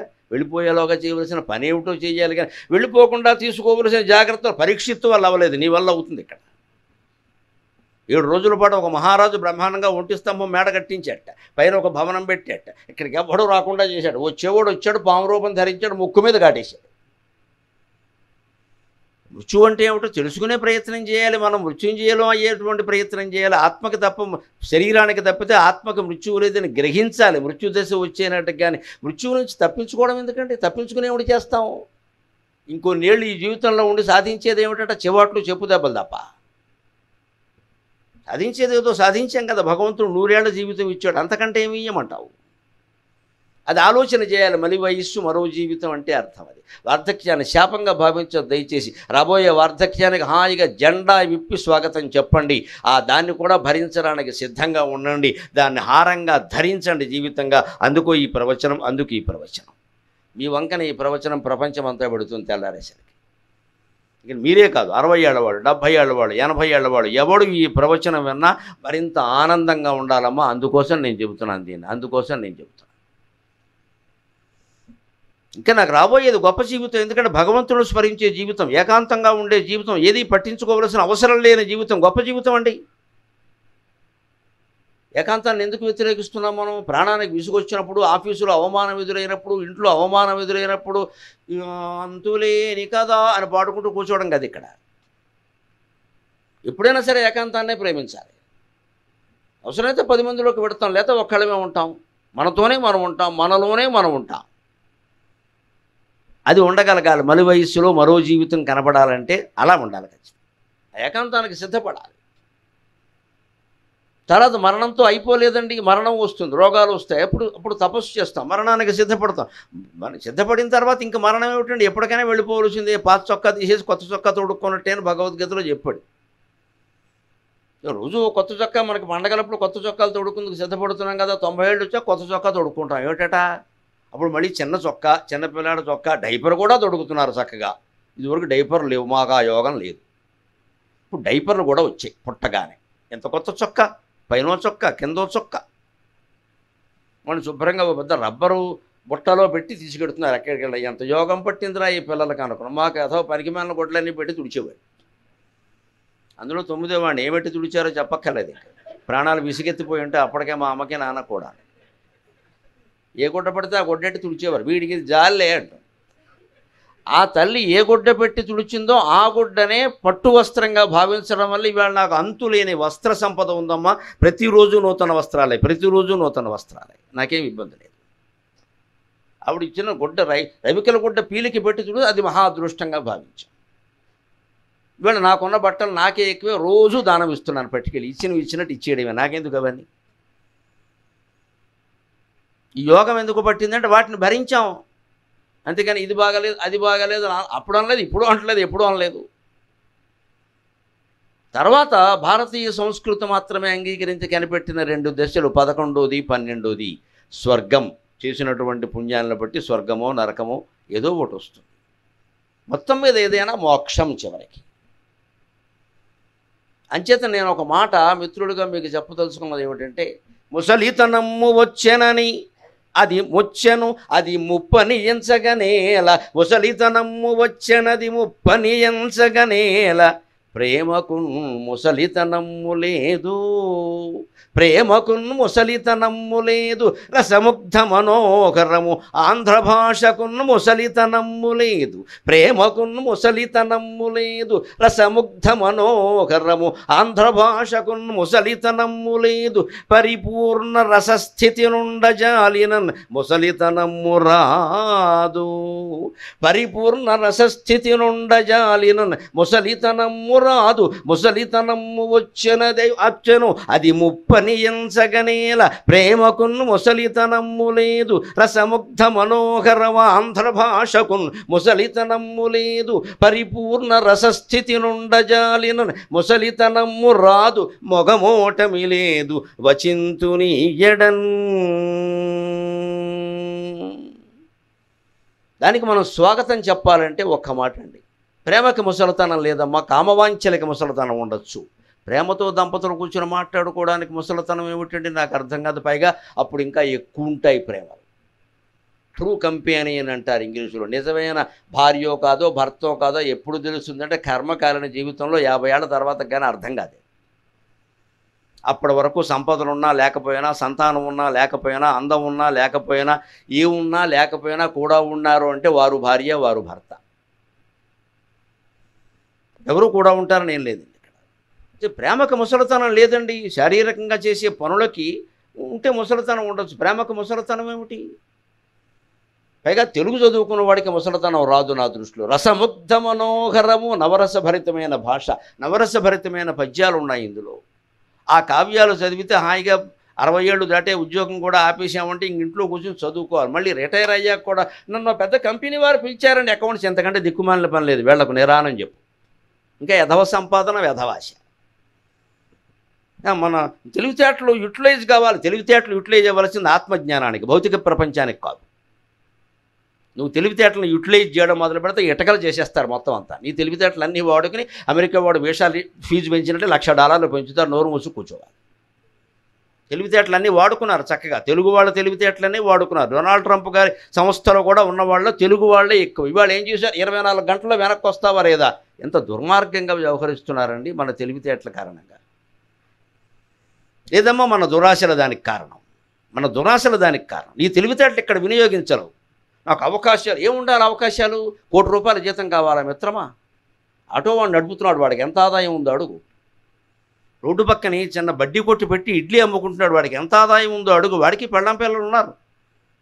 మనకి ఇవి ఏవి సరిపోదు. మరి ఇంత డౌన్ ట్రాడని కాదండి, మధ్యతరగతి ఆదాయం కూడా సరిపోదు. నెలకి ₹1,00,000 కూడా సరిపోదు. ఇవాళ మా వాడికి 2 లక్షల ప్యాకేజీ అండి నెలకంటే, 2 లక్షలు జీతమా అనేటువంటి వాళ్ళు ఉన్నారు. నమశివాయ. మరి 2 లక్షలు కూడా జీతం కాకపోతే ఎంత ఉంటుంది జీతం? మీ నాన్నకి ఎంత ఉంది, మీ అమ్మకి ఎంత ఉంది? 2 లక్షలు జీతమా అంటే ఎంత విచిత్రం అండి. నాకు ఈ టీవీ కార్యక్రమాలు, ఈ ప్రవచనాలు పెరిగి నేను ఉద్యోగం మానేసినప్పుడు నా జీతం 11,000 అండి. మానేశాను కావాలని 50 ఏళ్ల వయస్సులో 11,000 నా జీతం. అప్పుడు లెక్కేసుకున్నా వీటి మీద ఏమొస్తుంది, ఇంకో 5-6 వేలు దీని మీదే ఎక్కువ వస్తుంది, ఎందుకు వచ్చింది మానేకని మానేశాను. ఇప్పుడు అదే నాకు ప్రధానమైన పట్టుగొమ్మంది. భగవంతుడు దేవుల నాకు సరస్వతీ కటాక్షం కాదమ్మా, లక్ష్మీ కటాక్షం కూడా ఉంది. నేను ఆనందంగా ఉన్నాను, ఏమీ ఇబ్బంది లేదు. నేనే వద్దంటున్నాను ఇవాళ, నేనే వద్దంటున్నాను. ఆదాయం ఎక్కువ వస్తున్నప్పుడే మన మనస్సును మనం నిగ్రహించుకోవాలి. మన ఎక్కడో 31వ తారీఖున ఆగస్టు 31 చోట కార్యక్రమం పెడితే అయిపోయాక వాళ్ళు ఏదో పారితోషికం ఒక కవర్ నా చేతిలో పెట్టారు. విపరీతంగా వర్షం కురుస్తుంది. సరే అది ఏదో జేబులో పెట్టుకుని ఇంటికి వెళ్ళాక వెంటనే చూసి అలవాట్లేదు. బీరువాలో లక్ష్మీదేవి బొమ్మ దగ్గర పెట్టాను. మర్నాడు దేవుడు ఏదో ఉప్పో పప్పు అంటే ఆ కవర్ విప్పా. నాకు ఇవ్వాల్సిన దానికి రెట్టింపు ఉంది. అందులో ఇస్తానని వారు చెప్పిన దానికి రెట్టింపు ఉంది. నేను వెంటనే వారికి ఫోన్ చేశా, ఎవరికైనా ఇవ్వాల్సిన కవర్ నాకు ఇచ్చారేమో చూసుకోండి, నాకు ఇంత అవసరం లేదు కదా అన్నాను. నేను చేసిందే చెబుతున్నా. ఇలా ఉంటే మనకి లక్ష్మీదేవి మన ఇంట్లోనే ఉంటుంది, ఎక్కడికి వెళ్ళదు, ఎక్కడికి వెళ్ళదు. వారికి ఇష్టమయ్యే ఇచ్చి ఉంటారులే, నొక్కేయకూడదు. ఇక్కడ ఇష్టమయ్యే ఇచ్చి ఉంటారులే అనుకున్నప్పుడు పొరపాటున ఇచ్చారు అనుకోవచ్చు కదా. నేను ఫోన్ చేశాను వాళ్ళకి, వాళ్ళు పొంగిపోయారండి. ఎందుకంటే అప్పటికే 24 గంటలు దాటింది. నేను చేస్తాను అనుకోవాలి. పాపం నిజంగానే అది మారింది కవర్. అది అక్కడ టెంట్లు ఏవో వేసిన వాళ్ళు అందరూ ఉన్నారు. వాళ్ళకి ఇవ్వాల్సి, వాళ్ళకి పెద్ద అమౌంట్లు ఏవో ఇస్తారు కదా. అది నాకు వచ్చింది, నా కవర్ వాళ్ళకి. వాళ్ళు ఫోన్ చేశారట, మాకు ఇంతే ఇచ్చారు. మరి అనరా, నేను ఊరుకుంటా కానీ వాళ్ళు ఊరుకుంటారా? తక్కువ వచ్చిన వాళ్ళు. వాళ్ళకి పాపం కార్యకర్తకు అర్థమైంది, అయిపోయి పొరపాటు చేసి కానీ గురువు గారిని మళ్ళీ అడిగితే బాగుండదు. ఫోన్లే ఆయన పంచిన విజ్ఞానం ఇది అర్థం లేదమ్మా. ఇది పంచిన విజ్ఞానం ఎంతైనా నువ్వు అంత ఇవ్వగలవా? అది వేరే విషయం. దాని డబ్బులు ఎలా కడతాం? మనం విజ్ఞానం పంచాం అనుకుంటున్నాం. కొంతమందికి అసలు ఏం నచ్చకపోవచ్చు, అది వేరే విషయం. దాంట్లో ఇది మైనస్ చేస్తారా? ఎలా కుదురుతుంది? సంతృప్తితో మనం ఉండాలి తీసుకునేవాళ్ళం. ఇచ్చేవాడు ఇంకాస్త ఇస్తే బాగుండు అన్నట్టుగా ఉండాలి. అప్పుడే లోకం నడుస్తుంది. ఇప్పుడు రెండు రివర్స్ అయినాయి, అందుకే లోకం నాశనం అవుతుంది. ఎంత సంపాదించినా మనకి సరిపోదు, ఎంత ఇచ్చినా వాడికి ఎక్కువే అనిపిస్తుంది. నాకు పొద్దు అయ్యో మీరు కాబట్టి చేశారండి, ఫోన్ పొరపాటు పడ్డామండి, కవర్ మరి ఏమీ లేదు, మీరు వెంటనే ఇంటికి వచ్చేయండి పట్టుకెళ్ళని చెప్పాను. వచ్చారు, పట్టుకెళ్ళిపోయారు శుభ్రంగా. దానివల్ల నాకు కలిసి వచ్చింది ఏమిటో తెలుసా? ఈ కార్యకర్తకి రష్యాలో ఫ్రెండ్స్ ఉన్నారట. మీరు రష్యా రావాలంటే అక్కడ మీ ప్రోగ్రాం పెడతా ఉన్నాడు. అది లక్ష్మీదేవి అంటే అదే అమ్మ, అది లక్ష్మీదేవి. నేను రష్యా ఎంతవరకు వెళ్ళా. రష్యా రావాలంటే మా స్నేహితులు ఉన్నారు, అక్కడ మీ కార్యక్రమం, అక్కడ తెలుగు వాళ్ళు ఉన్నారండి, బోడంతమంది ఉన్నారు. ఇప్పుడు మనకి అది వెనక్కి పంపకపోతే రష్యా వెళ్ళం కదా. అయినా రష్యా కోసం ఇలాంటి పనులు చేయం కదా, నిజాయితీ కోసం చేస్తాం. నీ ధర్మం ఏదో నువ్వు చేస్తే వెనకాల చూసుకుందుకు అమ్మవారు ఉందమ్మా, నమ్మాలి దేవుణ్ణి. నీకెందుకు గొడవ? ప్రతిదానికి ఏమొస్తుందని ఆలోచిస్తే అంటే మన జీవితాన్ని దేవుడికి ఏం వదలట్లా, మొత్తం మన గుప్పిట్లో పెట్టుకున్నావు. ఇక్కడ నువ్వు చూసుకోరా, నలుపుకో అని చెబుతున్నాడు. ఎమ్మని నలుపుకుంటున్నావు, ఇక్కడ నువ్వు చూసుకుంటున్నావు కదా, నలుపుకో. మనం ఎంత చేసినా అంత ఫలం రావాలంటే భగవంతుడికి అంకితం చేయాలి జీవితాన్ని. నువ్వు నాకు పని చేసి నాకు వదిలే, నేను చూసుకుంటానని చెప్పాడు కృష్ణుడు భగవద్గీత. మనం వదిలేస్తే కదా పట్టుకుని వేలాడుతున్నాం. ఎక్కడ ఇంకా కవర్ రాలా, వస్తుంది పెద్ద కవర్ వస్తుంది. చివర 7 అడుగులు పొడుగు కవర్ తెచ్చి తెల్లగొట్టు కప్పుతారు, అది వస్తుంది పెద్ద కవరే. ఇక తర్వాత కవరేజ్ ఉండదు. అంతవరకు ఏదో ఒకటి పడుతూనే ఉంటాం, ఇక్కడ ఆగద్దా. అందుకని ప్రేమకి ముసలితనం లేదు. తెలుగు భాషలో పద్యాలు సాహిత్యం అర్థమైతే ముసలితనం లేదు. అవి చదువుకుంటూ కూర్చోవాలి దంపతులు హాయిగా. ఏం తోచట్లా అది ఇప్పుడే మొదలవుతుందండి. ముందు నుంచే జాగ్రత్తగా ఉండండి. Precaution is better than cure అంటూ ఉంటారే. రోగం వచ్చాక మందు తీసుకోవడం కంటే ముందు జాగ్రత్తలు తీసుకుంటే, ఆ ముందు జాగ్రత్త తీసుకోవాలంటే ఎప్పటి నుంచి మీరు సాహిత్యం చదువుకోవాలి. అప్పుడు ఆ రిటైర్ అవ్వడం, ఆ ఖాళీగా ఉండడం, హాయ్ అమ్మయ్య, ఇదివరకు మను చరిత్ర వస్తు చరిత్ర అన్నీ నాన్నయ్య గారు భారతం కూడా చదవలేదు, ఎందుకే అదో బతుకు. అప్పుడు చదువుకుంటాం హాయిగా కూర్చొని. ఇదివరకు అనుకుంటాం మన ఉద్యోగాలు ఇవ్వడం. మా నాన్నగారు అప్పుడప్పుడు పద్యాలు చెప్పేవారు, బాగుండేవి, చదువుదామంటే నాకు కుదరట్లేదు. అప్పుడు చదువుకోవచ్చు కదా. అప్పుడు కూడా మళ్ళీ ఉద్యోగంలో చేరడం ఏంటండి, అధిక మాసంలో తద్దినంలాగా. ఉన్న తద్దినం చాలు, మళ్ళీ కొత్త తద్దినం పెట్టుకోలేడు మనం ఇక్కడ. అప్పుడు మానేయాలి. ఆ రిటైర్మెంట్ లైఫ్ ఎందుకు ఇస్తాడు, మళ్ళీ వయస్సు ఎందుకంటే నీ జీవితం గురించి ఆలోచించడానికి. సంపాదన వదిలే ఇంకా. కానీ మీరు 50 ఏళ్ల వయస్సు అన్నారు కాబట్టి చెబుతున్నాను నేను. ఇప్పుడు ఇంకో 10 ఏళ్ల పాటు మీ దృష్టి జ్ఞానంతో పాటుగా సంపాదన మీద కూడా ఉండాలి. రాబోయేది కొంచెం ప్రమాదకరమైన స్థితి.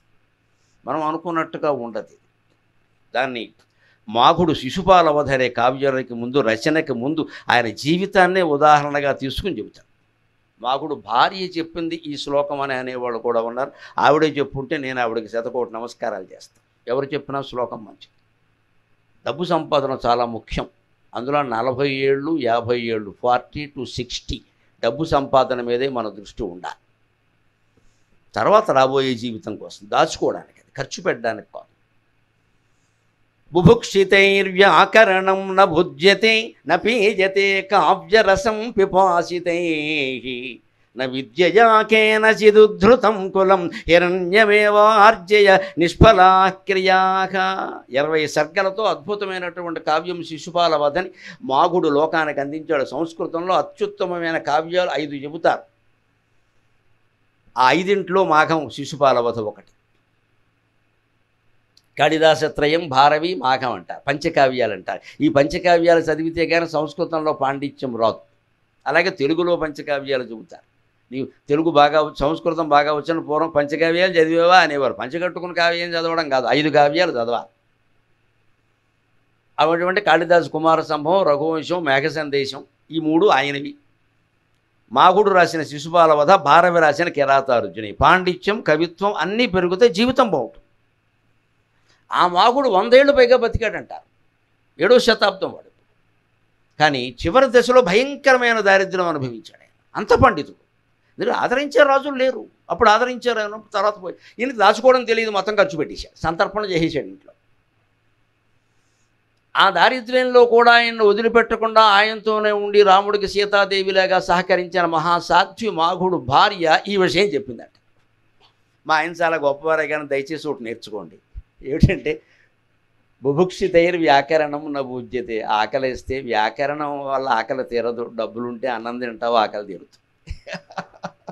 ఎంత వ్యాకరణ పండితుడైనా ఆకలి తీరాలంటే అన్నం తినాలి, కానీ గ్రామర్ పుస్తకం పేజీలు చింపి తింటానంటే కుదరదు. నేను గ్రామర్లో గొప్ప పండితుడిని అనవసరం. నపీజతే కావ్యరసం పిపాసితే. ఎంత దాహం వేసినా మంచినీళ్ళు తాగాలి, పాలు తాగాలి, ఇంకేదన్నా తాగాలి, కానీ శృంగార రసం ఉంది, భక్తి రసం, ఏ రసాలు ఉన్నా కుదరవు ఇక్కడ. వీరరసం, కరుణ రసం, అద్భుత రసం, బీభత్సం, భయానకం 9 రసాలు ఉంటాయి కావ్యాలు. అవేవి నీ దాహాన్ని తీర్చవు. భౌతిక దాహం ఇది. ఖచ్చితంగా నీకు తాగడానికి పదార్థం ఉండాలి. పరమాన్నం లేకపోయినా మంచినీళ్ళైనా ఉండాలి, పాయసం లేకపోయినా మంచినీళ్ళైనా ఉండాలి. అందుకే ఆవిడ చెబుతోంది ఒక మాట తెలివిగా, వ్యాకరణాన్ని చదివితే ఆకలి తీరదు నాయన, కావ్యాలు చదివితే దాహం తీరదు నాయన. నా విద్యయా కేనచిత్ ఉద్ధృతం కలం. 70 ఏళ్ళ వయసు చేశాక డబ్బులు లేనప్పుడు నేను 9 వ్యాకరణాలు చదివా అని కాలు చాపు కూర్చుంటే ఎవడు నీకు డబ్బులు ఇవ్వడాయా? దరిద్రం ఇంట్లో తాండవిస్తోంది, కుండలు డింకీలు కొడుతున్నావు, ఏమి సంపాదించావు? భార్యనేమి సుఖపెట్టావు? ముందు నువ్వు వ్యాకరణం చదువుకుందుకు అర్ధరాత్రి ఆ కరెంటు కూడా లేని రోజుల్లో దీపం ఒత్తులు పెట్టి, ఒత్తికి కూడా గుడ్డ మొక్క లేకపోతే చీర చింపి ఒత్తి వెలిగించింది ఆవిడకి ఏమి సహకరించావు? దరిద్రం ఇచ్చావు. ఇక్కడ నాతో పాటు పడవాలి. అప్పుడు మహాపతివ్రతలు సాధ్యులు కాబట్టి పడ్డారు. ఇప్పుడు మొత్తం సాఫ్ట్వేర్లో జీతం తగ్గిందంటే గోవిందా డైవర్స్, ప్యాకేజీ తగ్గిపోయిందో లాభం లేదు, లీకేజీ. వెళ్ళప్పుడు ప్యాకేజీ వేరు, ఇప్పుడు ప్యాకేజీ వేరు. ప్యాకేజీ తగ్గితే ఎలా కాపురాలు చేస్తాం? డబ్బు కోసమే కదా చేసేది. ఒక లాయర్ గారు చెప్పాడు నాకు స్పష్టంగా, ఒప్పందం వివాహాలు ముందే వివాహ వ్యాపారాలు జరుగుతున్నాయండి. ఏమిటంటే ముందు డబ్బున్న ఎవరినో ప్రేమించడం, పూటకి టెకానా లేని వాడిని పెళ్లి చేసుకుంటే సుఖాలు ఉండవు. అందుకని డబ్బు ఉన్నవాడిని పెళ్లి చేసుకోవడం. తల్లిదండ్రులు చెప్పిన ప్రకారమే గొప్పగా 6 నెలల్లో గొడవ పెట్టాడు. ఇక్కడున్న అత్తగారిని అమెరికాలో ఉన్న ఆడపడుచును కూడా ఇమిడించడం కేసులో.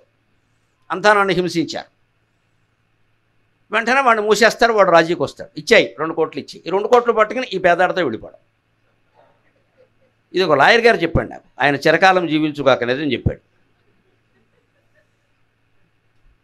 వివాహ వ్యాపారం జరుగుతుందండి. 6 నెలల కాపురం గొడవ పెట్టేస్తారు. గొడవ పెట్టదలుచుకుంటే ఏదో ఒకటి కనపడుతుంది. రాజీ పడదలుచుకుంటే 100 అవకాశాలు ఉంటాయి, గొడవ పెట్టదలుచుకుంటే 1000 అవకాశాలు ఉంటాయి. ఇలాంటి వ్యాపారాలు జరుగుతున్నాయి. అలాంటిది పాపం మాగుడు భార్యకి తెలియదు కాబట్టి నేనేదో బతికాను అయిపోయింది, ఆయన గౌరవం నాకుంది, మహాపండితుడు, దానికి ఏమిటి. కానీ కాస్త నేర్చుకోండి ఆయన. వ్యాకరణాల వల్ల, కావ్యాల వల్ల ఆకలి తీరదు, దాహం తీరదు. ఎందుకని హిరణ్యమేవార్జయ నిష్ఫలా క్రియా. నేను చదువుకున్నానంటే ఏదో లోకంలో కొంత గౌరవం కలగచ్చు, కానీ ఏమి వంశం ఏమి ఉద్ధరింపబడదురా. కసప్పుడు వంకాయ పచ్చడి చేసుకోవాలంటే వంకాయలు ఉండాలి కదా. వంకాయ గురించి ఊహిస్తానంటే అలాగే, పద్యం చెబుతానంటే అలాగే. హిరణ్యమేవార్జయ, డబ్బు సంపాదించు. హిరణ్యం అంటే బంగారం, ఆ రోజుల్లో డబ్బు అదే. మామూలు అనుకునే కరెన్సీ అప్పుడు లేదు.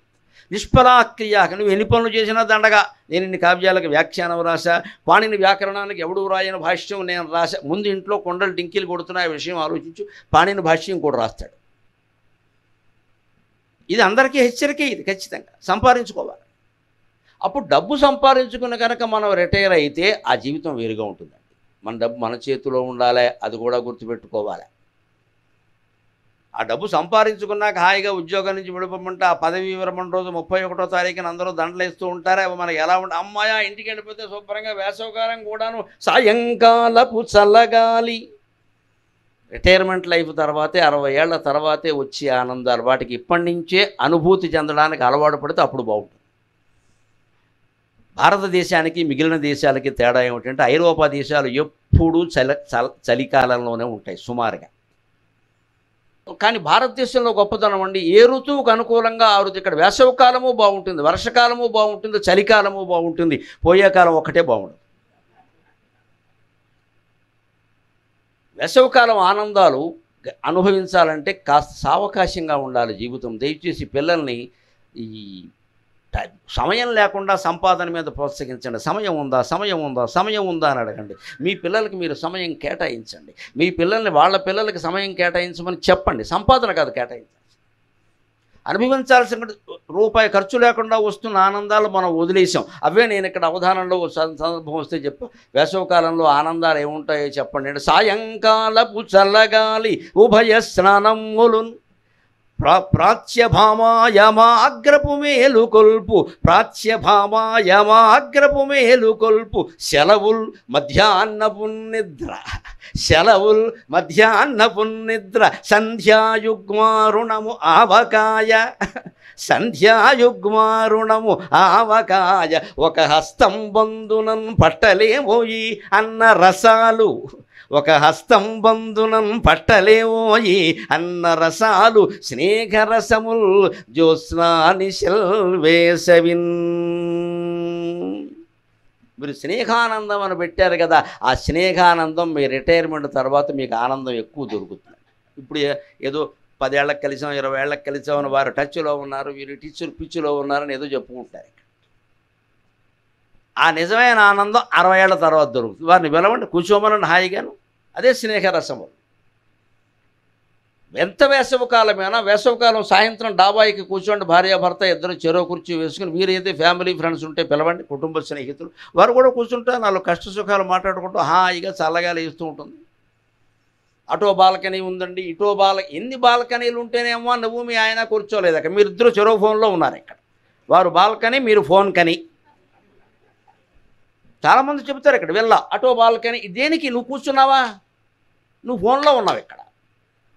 ఈ ఫోన్లోనే ఉండేటప్పుడు గుడిసెలో ఏడవచ్చు కదా, ఇంత వెళ్ళా ఎందుకు 2 కోట్లు పెట్టి? మనం నిరంతరం ఫోనే చూసేటప్పుడు వెళ్ళా ఎందుకండి? దండక్ కదా. అటో బాల్కనీ ఇటో బాల్కనీ ఉంది, అక్కడ సోఫా సెట్ ఇక్కడ సోఫా సెట్ ఉంది. బయట వాళ్ళు అనవసరం అండి. మీరు కూర్చోండి, ప్రతి సోఫాలో 3 సీట్లు ఉంటాయి కదా, 3 సీట్లో కూర్చోవాలి. మంచినీళ్ళు తాగేట ఇప్పుడు ఇక్కడ, కాఫీ తాగేట ఇప్పుడు ఇక్కడ, టీవీ తాగేట ఇప్పుడు 3 సీట్లో కూర్చుంటే అందులో కష్ట సుఖాలు మనకి తెలుస్తాయి. అవన్నీ వదిలేసి మా బోటిగాడు ఎవరికో వదిలేస్తారు. అదృష్టవంతులు ఎవరంటే మేమే. లక్షలు ఖరీదు చేసే సోఫాలన్నింటిలో నేను కూర్చున్నాను. కోట్ల ఖరీదు చేసేటువంటి ఇళ్లల్లో నేను హాయిగా వసతి ఉన్నా. అమెరికా ప్రెసిడెంటు, రష్యా ప్రెసిడెంటు తప్ప ఎవరు ఎక్కిన కారు ఒకటి ఉంది, లిమోజిన్ ఏదో అంట. అది నేను 3 సార్లు ఎక్కా. సొమ్ము ఒకటిది, సోకొకటిది. కార్యకర్తలు తీసుకెళ్ళి అమెరికా ఎక్కించారు. ఇప్పుడు రష్యా తీసుకెళ్తే ఇంకోటి ఎక్కిస్తారు. సొమ్ము వాడిది, నా సొమ్ము పోయింది. దాన్ని ఉపయోగించాలి కదా. నేను లిమోజిన్ ఉపయోగించాను కాబట్టి నాకు ఇప్పుడు డొనాల్డ్ ట్రంప్ ఎక్కే కారు మీద నాకేం వాంచలేదు. ఆల్రెడీ యూజర్ 3 times, నాకు ఇంకా వాంచలేదు. మన ఇంట్లో ఉన్న సోఫాలు, బాల్కనీలు మనం అనుభవించాలి కదా, ఆనందించాలి కదా. అంటే సాయంకాలపు చల్లగాలి. సాయంకాలం ఖచ్చితంగా ఒక సమయం పెట్టుకుని దంపతులు 5 తర్వాత అక్కడే కూర్చోవాలి. ఆ టీ ఏదో అక్కడే తాగాలి. వేసవకాలం అయితే నిమ్మరసం నీళ్లు తాగితే అక్కడే తాగాలి. ఇక్కడ కక్కుర్తిగా ఫోన్ ఒకటి చూసుకుని ఎందుకు దరిద్రం ఇది? ఓ పక్క పీలవడం, ఓ పక్క కెలకడం. అది కూడా కాసేపు 5 నిమిషాలు కేటాయించలేవా? సగం తాగుతూ సగం కెలకాలా? అంత అర్జెంటా? ఆ వెంటనే రెస్పాండ్ అవ్వకపోతే ఏమవుతుందమ్మా? ఏమవుతుంది? అవతల వాడు స్నేహం అంత రెస్పాండ్ అయిపోతే చెడిపోయే స్నేహం పోవడమే మంచిది, ఉండక్కర్లేదు. మనం ఏ ఆనందము పొందలేకుండా ఇదేమిటండి దరిద్రం ఇక్కడ. అందులో వాడు స్మైలీ పెట్టడం, మనం మైలీ పెట్టడం, ఎదవ బొమ్మలన్నీ పెట్టడం, ఎలిజీ అని. దీన్ని బట్టి రకరకాల అపార్థాలు రావడం, ఆ పెట్టింది అర్థం కాక నవ్వుతున్నాడో ఏడుస్తున్నాడో తెలియదు ఆ బొమ్మ. అలా ఉండడమే కొబ్బరి చెప్పంత ఉంటుంది. దాంట్లో వాడు పెదవి ఇటు తిప్పాడా అటు తిప్పాడా, ఒక కన్నా 2 కళ్ళ, కన్ను కొట్టాడా కన్ను మూసాడా, కన్ను మూసాడో తెలియదు, కన్ను కొట్టాడో తెలియదు. ఏదో పెడతాడు ఒకడు వెటకారం, చచ్చిపోవడం. ఇంక నేను ఇంత పద్యం పంపిస్తే వెటకారంగా పెట్టాడు. నువ్వు పంపమని కూడా చెప్పాడు, అసలు నేను పంపమని కూడా చెప్పాడు. దీనికి ఇచ్చిన ప్రాధాన్యం మనం ప్రకృతికి ఇవ్వట్లేదండి. వేసవకాలం మరొకటి, ఉభయ స్నానాలు. శుభ్రంగా 2 పూట్ల స్నానం చేయండి, ఎంత ఆనందంగా ఉంటుందో. చలికాలం చేయలేం, వేసవకాలమైనా చేయొచ్చు కదా. వెంటనే ఫలితాన్ని ఇచ్చేవి జీవితంలో 2 ఉన్నాయండి. 1 స్నానం, 2 దానం. స్నానం చేసి ఇలా నీళ్ల గదిలోంచి బయటికి రాగానే హాయిగా అనిపిస్తుంది, వెంటనే ఫలితం అంటే అది. దానం అంతే, నువ్వు ఎవరికైనా 10 రూపాయలు దానివి, వెంటనే వస్తుందమ్మా, భగవంతుడు ఉన్నాడు, సందేహించాల్సిన పనిలా. మనకు కాకపోయినా మన పిల్లలకైనా వస్తుంది, తరతరాలు బాగుంటారు. దాన ధర్మాలు చెయ్యాలి.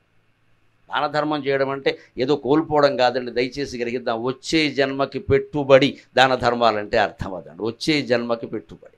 ఇప్పుడే పెట్టేశాం క్యాపిటల్. ఈ షేర్లు పెరుగుతాయో లేదో తెలియదు, ఆ షేర్లు ఖచ్చితంగా పెరుగుతాయి. ఆ జన్మలో ఏ రూపాయి వస్తే నీకు కలుగుతుందో అది ఇస్తాడు దేవుడు. 10 రూపాయలు పెడితే 10 రూపాయలు ఇవ్వడు. ఈ 10 రూపాయలు ఇంకో జన్మెత్తాక విలువే ఉండదు ఇక్కడ. అప్పుడు 10,000 అడితే కానీ కాఫీ రాదు, అంచేది భగవంతుడు 10,000 ఇస్తాడు. ఎందుకంటే వాడు మనం ఇచ్చిన 10 రూపాయల వల్ల వాడు కాఫీ తాగాడు. మనకు అప్పుడు కాఫీ తాగే యోగం రావాలంటే 10,000 రావాలి.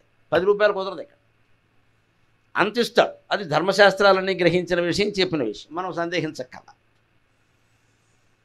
ప్రాచ్య భామా యామాగ్రపు మేలు కొల్పు. వేసవకాలంలో ఎప్పుడు ఆనందం అనుభవించాలంటే పొద్దున్నే లేవాలి, 5ంటికే లేవాలి. అప్పటికే సూర్యోదయం అవ్వడానికి వాతావరణం, ఆకాశం ఇలా వేదిక సిద్ధం చేసినట్టు వేదిక సిద్ధం చేసి ఉంటుంది సూర్య భగవానుడి కోసం. మనం దాన్ని చూడడానికి బయటికి వెళ్ళాలి. ఆ తూర్పు దిక్కు అనేటువంటి కాంత నిన్ను లేపుతుందయా, నిద్ర లేపుతుండే అదా ముసుగెట్టుకు పడుకుంటావు. వేసవకాలం కూడా ఏసీ వేసుకుని, పెద్ద దరిద్రం ఏంటంటే మనకి ఏసీ 18లో పెడతాడు, దుప్పటి కప్పుతాడు. దీన్నే మహాలయ పక్షాల్లో మహాతద్దినం అంటారు. నువ్వు 24లోనే 25లోనే పెడితే దుప్పటి కప్పక్కలు. ఏసీ ఎందుకు వేసావు? వేడిగా ఉందని. మరి దుప్పటి కప్పుతావేంటి అంటే బుర్ర లేదు మనకి, బుద్ధి లేకపోవడం కాదు, బుర్ర కూడా లేదు. దుప్పటి కప్పే పరిస్థితి ఉంటే ఏసీ ఎందుకయ్యా? నువ్వు తీసేరాదా? ఏసీ 18లో పెడతాడు, దుప్పటి కప్పుతాడు. అంటే ఏం అనుభవిస్తున్నట్టు? ముసుగెట్టుకుని వీడి గాలి వీడే పీడిస్తున్నాడు. వేసవకాలం అయినా ఏ కాలమైనా 24, 25 అని అందరూ చెబుతారు. 24, 25లోనే పెట్టు, సుఖంగా పడుకో. వేసవకాలం దుప్పటి కప్పుకో, చలికాలం కప్పుకో. ఏసీ అవసరం లేదు కదా, కప్పుకో. అవసరమైన రోజుల్లో కప్పుకో, ఆ దుప్పట్లో ఉండే ఆనందం పొందు. వేసవకాలం హాయిగా శుభ్రంగా తువ్వాలు కట్టుకుని పడుకో. చూసేవాడు అదృష్టం, వదిలేయి. హాయిగా గాలేస్తూ ఉంటుంది. ఏం పోయింది? ఏ ఆనందము పొందట్లేదు ఇప్పుడు, రకరకాల కారణాల వల్ల. అప్పుడు దుప్పటే, ఇప్పుడు దుప్పటే, అప్పుడు ఏసీ. ఏమి కర్మ ఇది? ఎప్పుడు గదిలో కూర్చోవడం, అక్కడ ఏమి కిటికీ కూడా ఉండదు. ఆ గదిలో బెడ్రూమ్లో కిటికీ ఉండదండి, అదేం దరిద్రం. అన్నీ మూసేశారు, కబ్బోర్డ్స్ కబ్బోర్డ్స్ కబ్బోర్డ్స్.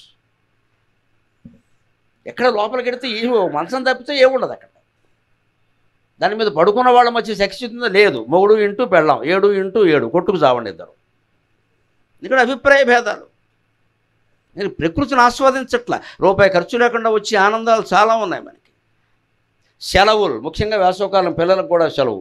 పాఠశాల ఉపాధ్యాయ ఉద్యోగంలో ఉన్న వాళ్ళకి బాగా తెలుసు. మాకు ఏడాదికి 3 నెలల సెలవు. మా అంత సుఖమైన ఉద్యోగం ఇంకెవరికి ఉండదు.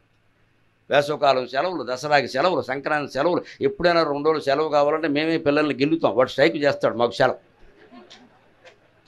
ఈ ఆనందాలు అనుభవించవచ్చు కదండి. ఊరికే వస్తున్నాయి. ఇంతవరకు సాయంకాలం బయట కూర్చున్నందుకు, ఏమిటి చల్లగాలు ఆస్వాదించినందుకు, సెలవుల్లో గడిపినందుకు ట్యాక్స్ కట్టమనే ప్రభుత్వాలు రాలా అదృష్టవంతులు. లేకపోతే సన్ ట్యాక్స్, మూన్ ట్యాక్స్ కూడా వస్తాయి ముందు ముందు. డబ్బులు లేకపోతే ఉన్న డబ్బులన్నీ ఉచిత పథకాలకు అయిపోతే ఏం చేస్తారు? పని లేక ఇక అది మొదలెడతారు. ఇక నువ్వు బయటకు వచ్చినావు ట్యాక్స్ కట్టు, లోపలికి వచ్చావు ట్యాక్స్ కట్టు. ఇంకా అంత దరిద్రం రాలేదు కదా, అవి అనుభవించవచ్చు. మధ్యాహ్నపు నిద్ర, మధ్యాహ్నం హాయిగా రిటైర్ అయిపోయిన తర్వాత సుఖం ఏంటంటే శుభ్రంగా 1 గంటకు పక్కేసి 3 వరకు లేవక ఉద్యోగం చేసేటప్పుడు అవకాశం ఉందా? సాఫ్ట్వేర్ ఉద్యోగం ఏదో చేసాం, ఎక్కడ ఊపిరి సలపనంత ఉద్యోగాలు చేసాం. 60 ఏళ్ళు దాటా కూడా మళ్ళీ ఎందుకంటే ఈ సీని వదిలేయి, సుఖంగా 2 గంటలు పడుకో. నీకు లేవాలనిపిస్తే లేదా టీ పెట్టాకలే. ముత్యాలమ్మ జాతరలో ముత్యాలమ్మ కోడి పుంజు చూపిస్తే కానీ గరగొన్నవాడు గంతేయడు. అలాగే ఈ పెద్ద మనిషికి టీ చూపిస్తే కానీ లేవడు.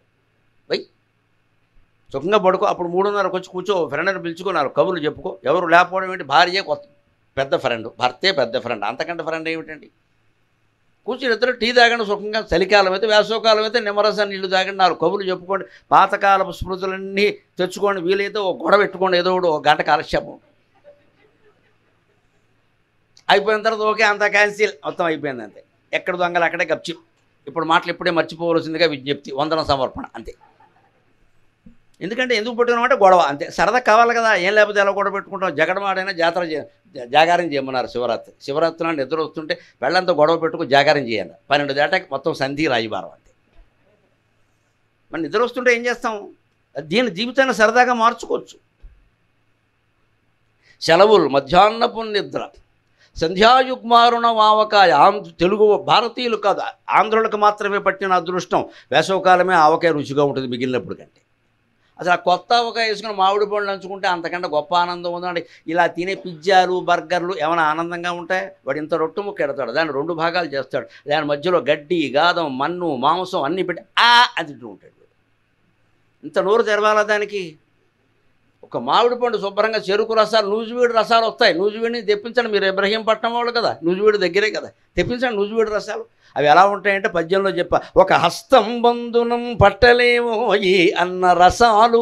ఒక రసం పండు చేతిలో పట్టు, ఒక చేతితో పట్టుకోవాలి, 2 చేతితో పట్టుకోవాలి. దాన్ని అలాగే తినాలి, కొయ్యకూడదు. అది రసం. కోసే పండు వేరు, పీల్చే రసం తాగే పండు వేరు. ఒక హస్తంలో సరిపోనటువంటి 2 చేతులతో పట్టుకుంటే కానీ అంత మొత్తం ఇవ్వాలన్నా ఆవిడ 2 చేతులు పట్టాలి. స్నేహరసము, అన్నింటికి మించినవి స్నేహరసాలండి. వాటిని ఆస్వాదించవచ్చు కదా, అభ్యంతరం ఏముంది ఇక్కడ? దాంతోపాటుగా మనం అలవాటు చేసుకోవలసింది ఏమిటంటే, ఎప్పుడు చూసిన విషయాలే అయినా 60 ఏళ్ల తర్వాత 50 ఏళ్ల తర్వాత నుంచే మీరు అభ్యాసం చేస్తే కొత్తగా ఉంటాయండి. మన పిల్లలే మనకు ఆశ్చర్యంగా కనపడతారు. 50 దాటేసరికి వాడికి పెళ్ళి, వాడు చిన్నపిల్లని ఎత్తుకుని మన దగ్గరికి వచ్చాడు, నాన్న మనవరాలు ఎంత బాగుందో అంటే మనకేమనిపిస్తుంది, వీడు గాడిది, వీడి చిన్నప్పుడు ఈ వయసులో వీడు నేర్చుకున్నా, అప్పుడు వీడు తండ్రి అయిపోయాడు, వీడికో కూతురు. ఇదెంత ఆశ్చర్యకరమైన సన్నివేశం అండి. అది మనకెంత అదృష్టం ఉంటుంది. మా పెద్ద అబ్బాయి కూతురు పుట్టగానే వాడు నాకు చూపించి ఇలాగే అంటే అన్నాను, వాడిని నేను ఎత్తుకున్న ఫోటో వాడికి పంపించి దీన్ని ఓ చోట పెట్టరా. వాడు పుట్టినప్పుడు నేను ఒళ్ళో కూర్చోబెట్టుకున్న ఫోటో ఉంది, నాకు జాగ్రత్త చేయడం వల్ల అది ఇచ్చా. ఇప్పుడు వాడి ఇంట్లో వాడు విశాఖపట్నంలో వాడు ఈ ఫోటో పెట్టి వాళ్ళ అమ్మాయిని వాడు ఎత్తుకున్న ఫోటో పెట్టి 2 ఫోటో పెడితే చూసిన వాళ్ళు అంటారు, మీ నాన్నగారికి నీకు తేడా కనపట్లేదే. ఆ పిల్లలు కూడా తేడా కనపట్లే. ఇదంత విచిత్రమైన జీవితంలో.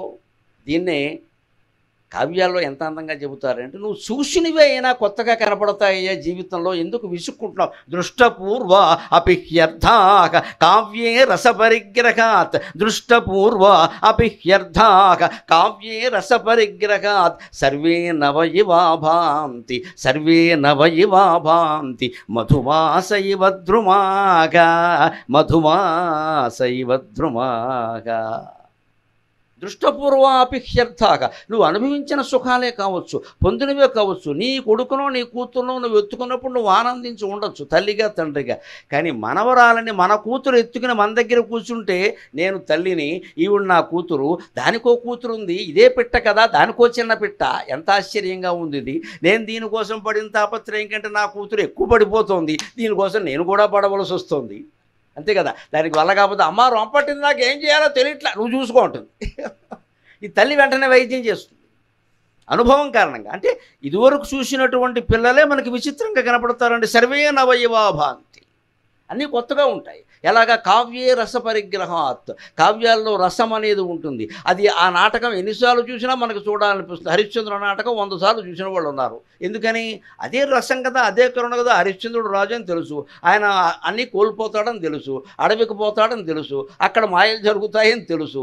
లోకితాసుడు చంద్రమతి దాసీలు అయిపోతారని తెలుసు, ఈయన కాటికాపర అవుతాడని తెలుసు, భార్యనే నరికేయాల్సిన అవసరం వస్తుందని తెలుసు. ఈ నాటకం 100 సార్లు ఎలా చూస్తారంటే, పైగా దుఃఖం, ఇది సుఖం కాదు.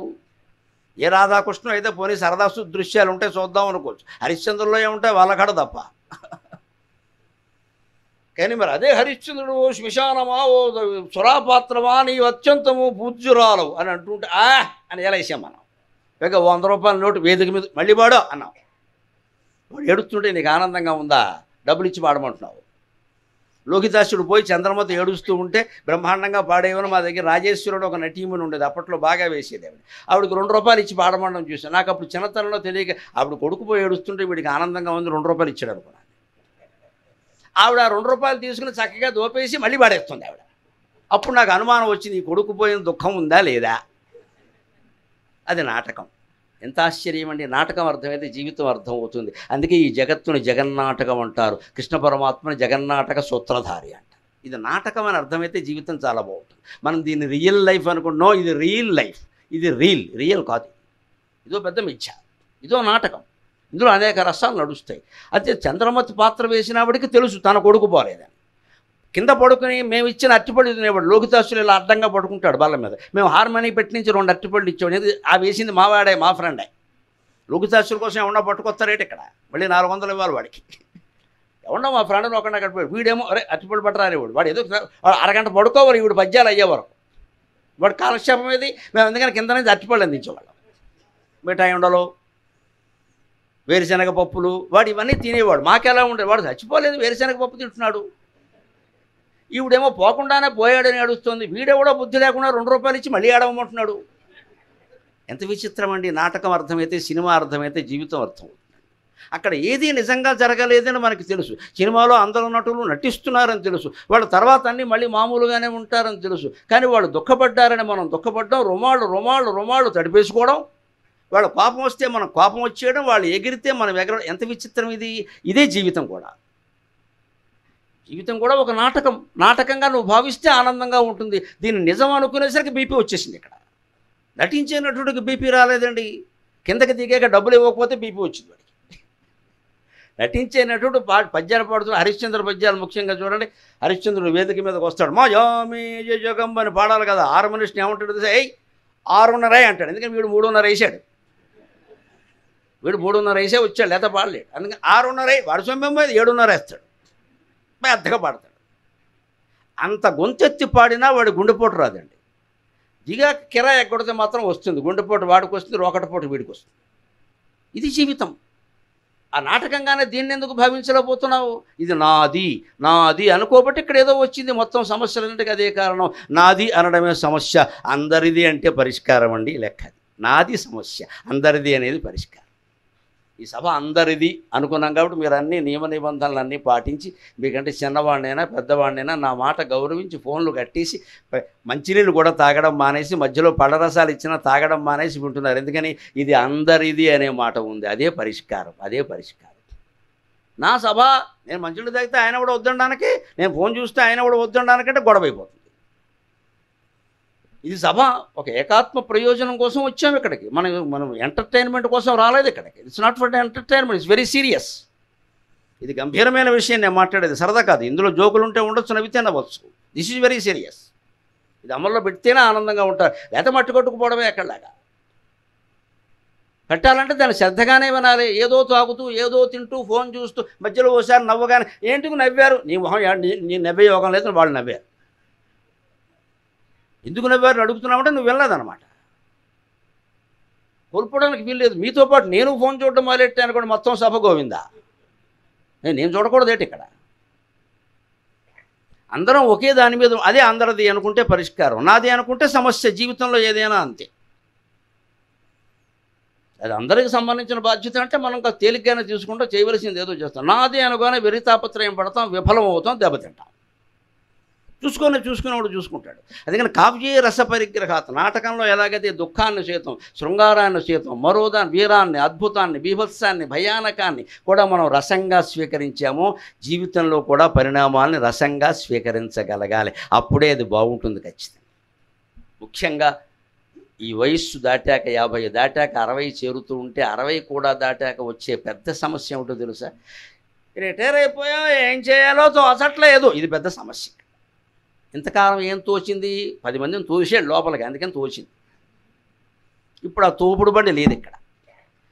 ఎవడో పట్టించుకోవట్లా. ఆఫీసులో ఉంటే అక్కడ ఏదో పెత్తనం చేయడం, 10 మందికి బాస్ అనడం, వాడు ఎవడో శబాస్ అనడం. అది ఇవి ఇంట్లో ఉంటే, ఈవిడ ఇంట్లో ఉన్న ఉద్యోగం చేసినా ఈవిడికో పెత్తనం ఉంటుందిగా, ఇంట్లో పెత్తనం ఉంటుంది. లేదా కనీసం పని మనుషుల మీద పెత్తనం చేయడం, ఏదో ఆకుకూరల వాడి మీదనే పెత్తనం చేయాలి. ఎవడో ఒరే అనడానికి ఒకడు ఉండాలి మనకి.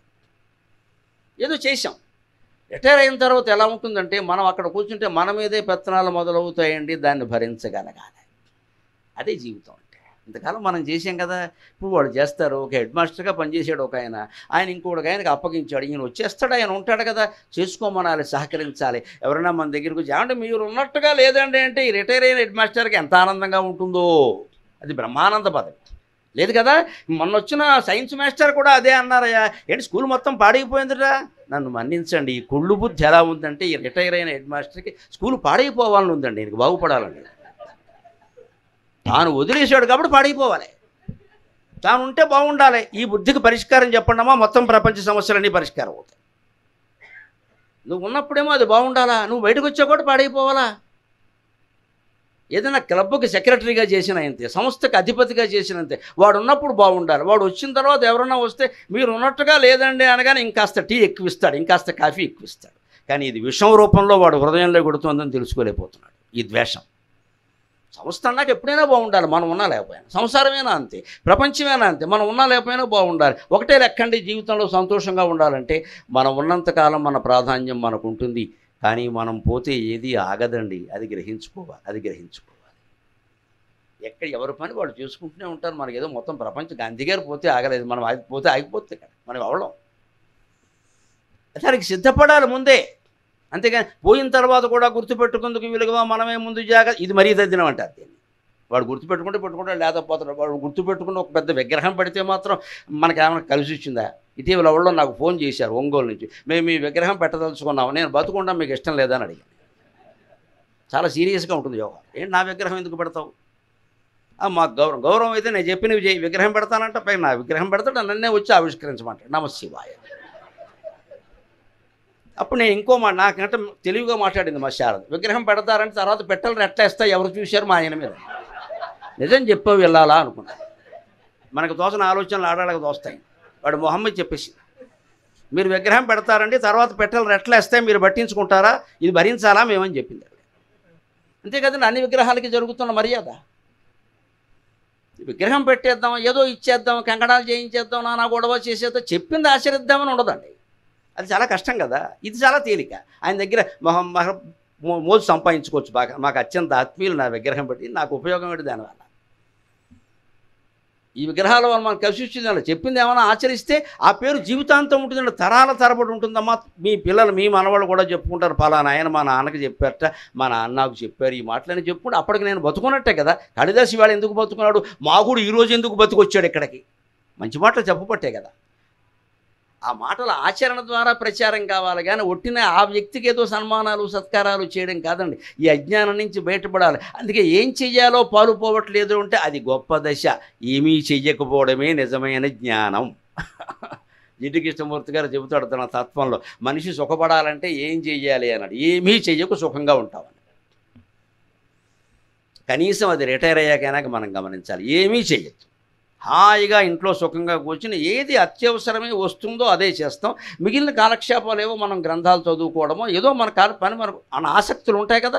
సంగీతం నేర్చుకుందాం అనుకుని నేర్చుకోవాలి, అప్పుడు నేర్చుకో, హాయిగా పాడుకో. అప్పుడు కూడా ఏమిటో 2 పాటలు పాడగానే నాకు ఇంకా కచేరీ అక్కర్లేదమ్మా, 70 ఏళ్ళు వచ్చే కచేరీ సిగ్గు లేకుండా కూర్చో, నీ పాట నువ్వు పాడుకో ఇంట్లో.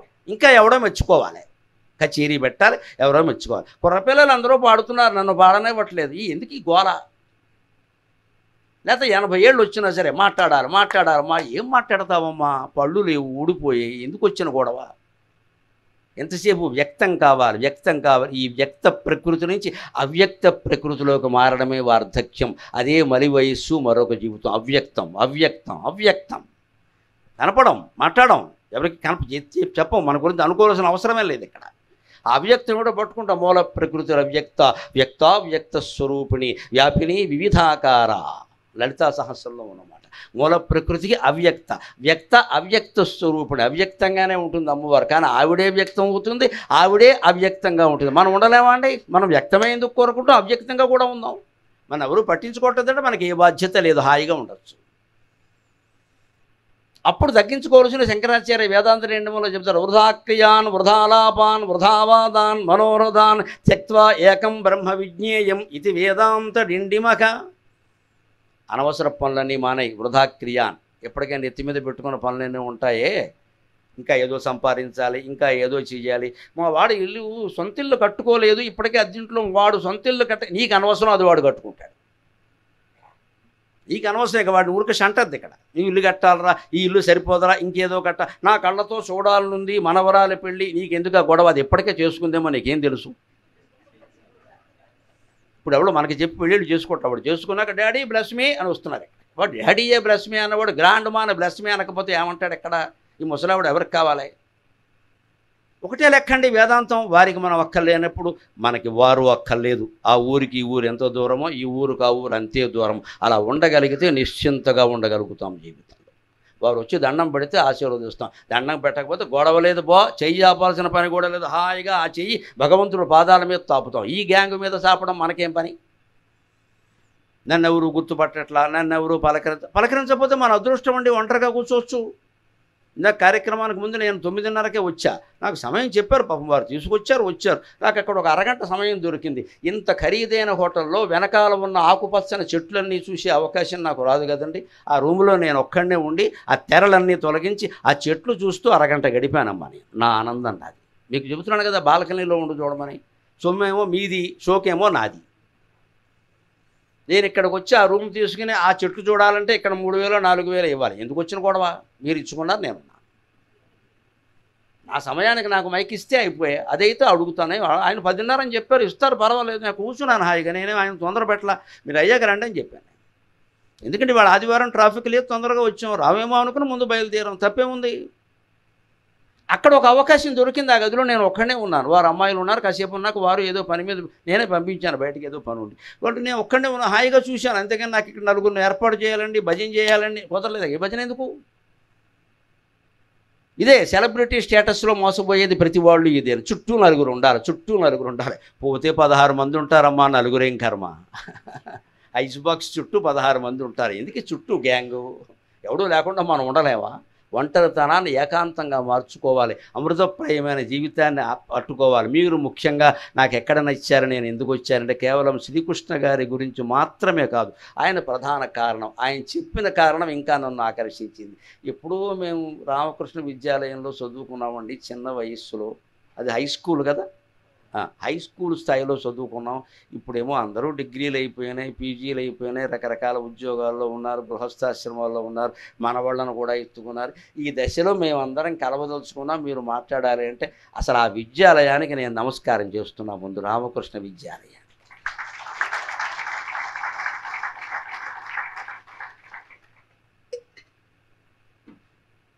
పరమహంస ఆశీస్సులు పుష్కలంగా ఉండబట్టి ఈ వయస్సులో కూడా మీకు ఈ సంకల్పం కలిగింది. లేకపోతే ఈవేళ స్నేహితులను రేపు మర్చిపోతున్నాం. ఎవడు గుర్తు పెట్టుకుంటాడండి 40 ఏళ్ల క్రితం వాళ్ళని? ఇంతమంది కబురు చేసి ఆడ మగ తేడా లేకుండా పెద్ద చిన్న అందరినీ పిలిపించడమా?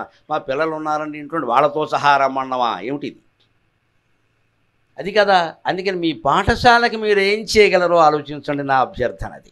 ఆ రామకృష్ణ విద్యాలయం ఎక్కడ ఉందో, ఇంకా దానికి ఏం సౌకర్యాలు కావాలో అవి మీరు ఆలోచించండి. అంతేకాదు మీ సొంత ఊరికి ఏం చేయాలో ఆలోచించండి. అది ఇప్పుడు ఆలోచించవలసిన విషయం. అది రామకృష్ణ మఠం అనేది కేవలం మఠానికి సంబంధించిన. రామకృష్ణుడు పరమహంస అంటే ప్రపంచం అంతా వ్యాపించిన మహాశక్తిని యోగశాస్త్రంలో పరమహంస అంటారు. సాక్షాత్ భగవంతుడు ఆయన, అనుమానం వెళ్ళ.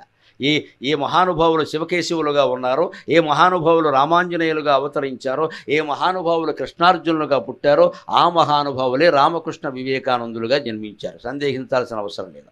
శివకేశవులు వాడు సాక్షాత్. అందులో కేశవుడే రామకృష్ణ పరమహంస, శివుడే సాక్షాత్ వివేకానందుడు.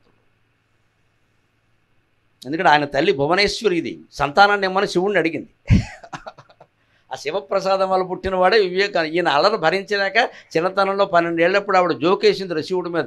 నేను సంతానం ఇమ్మనంటే శివుడు ఆ భూతప్రేతాల్లో ఓ దాన్ని తీసుకొచ్చి ఇక్కడ బారేశాడండి. ఈయన అంత అల్లరి చేసేవాడు. అంత అల్లరి చేసేవాడు ఏమయ్యాడు? పరమహంస కంటే గొప్పవాడే ఖ్యాతి తెచ్చుకున్నాడే.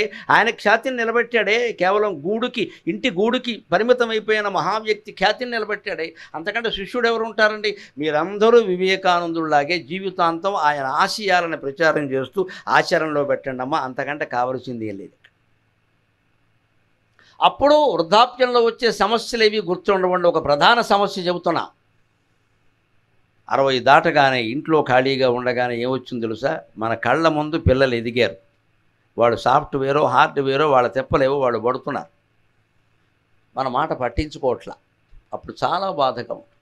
దాన్ని జగన్నాథ పండితురాయలని అమలాపురం దగ్గర మొంగండ అగ్రహారానికి చెందిన మహాకవి, సంస్కృతంలో అద్భుతమైన గ్రంథాలు, అలంకార శాస్త్రాలు రచించాడు.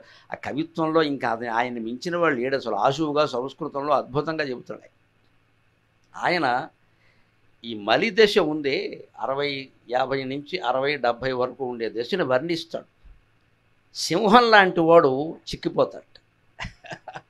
శైలాగ్రంబులహేలగాదుమికి, శైలాగ్రంబులహేలగాదుమికి. ఆయన అన్ని సంస్కృతంలోనే చెప్పాడు. కానీ మన అదృష్టం కొద్దీ మహీధర నళినీమోహన్ గారు అని ఒక ఆయన శ్లోకాలన్నీ తెలుగు పద్యాల్లో చెప్పారు. నాకు తెలుగు భాష ఇష్టం కాబట్టి తెలుగులో చెబుతాను. శైలాగ్రంబులహేలగాదుమికి పంజాదెబ్బను ఉద్దండ శుండాల శ్రేణుల కుంభముల్ జనకి. పంజాదెబ్బను ఉద్దండ శుండాల శ్రేణుల కుంభముల్ జనకి.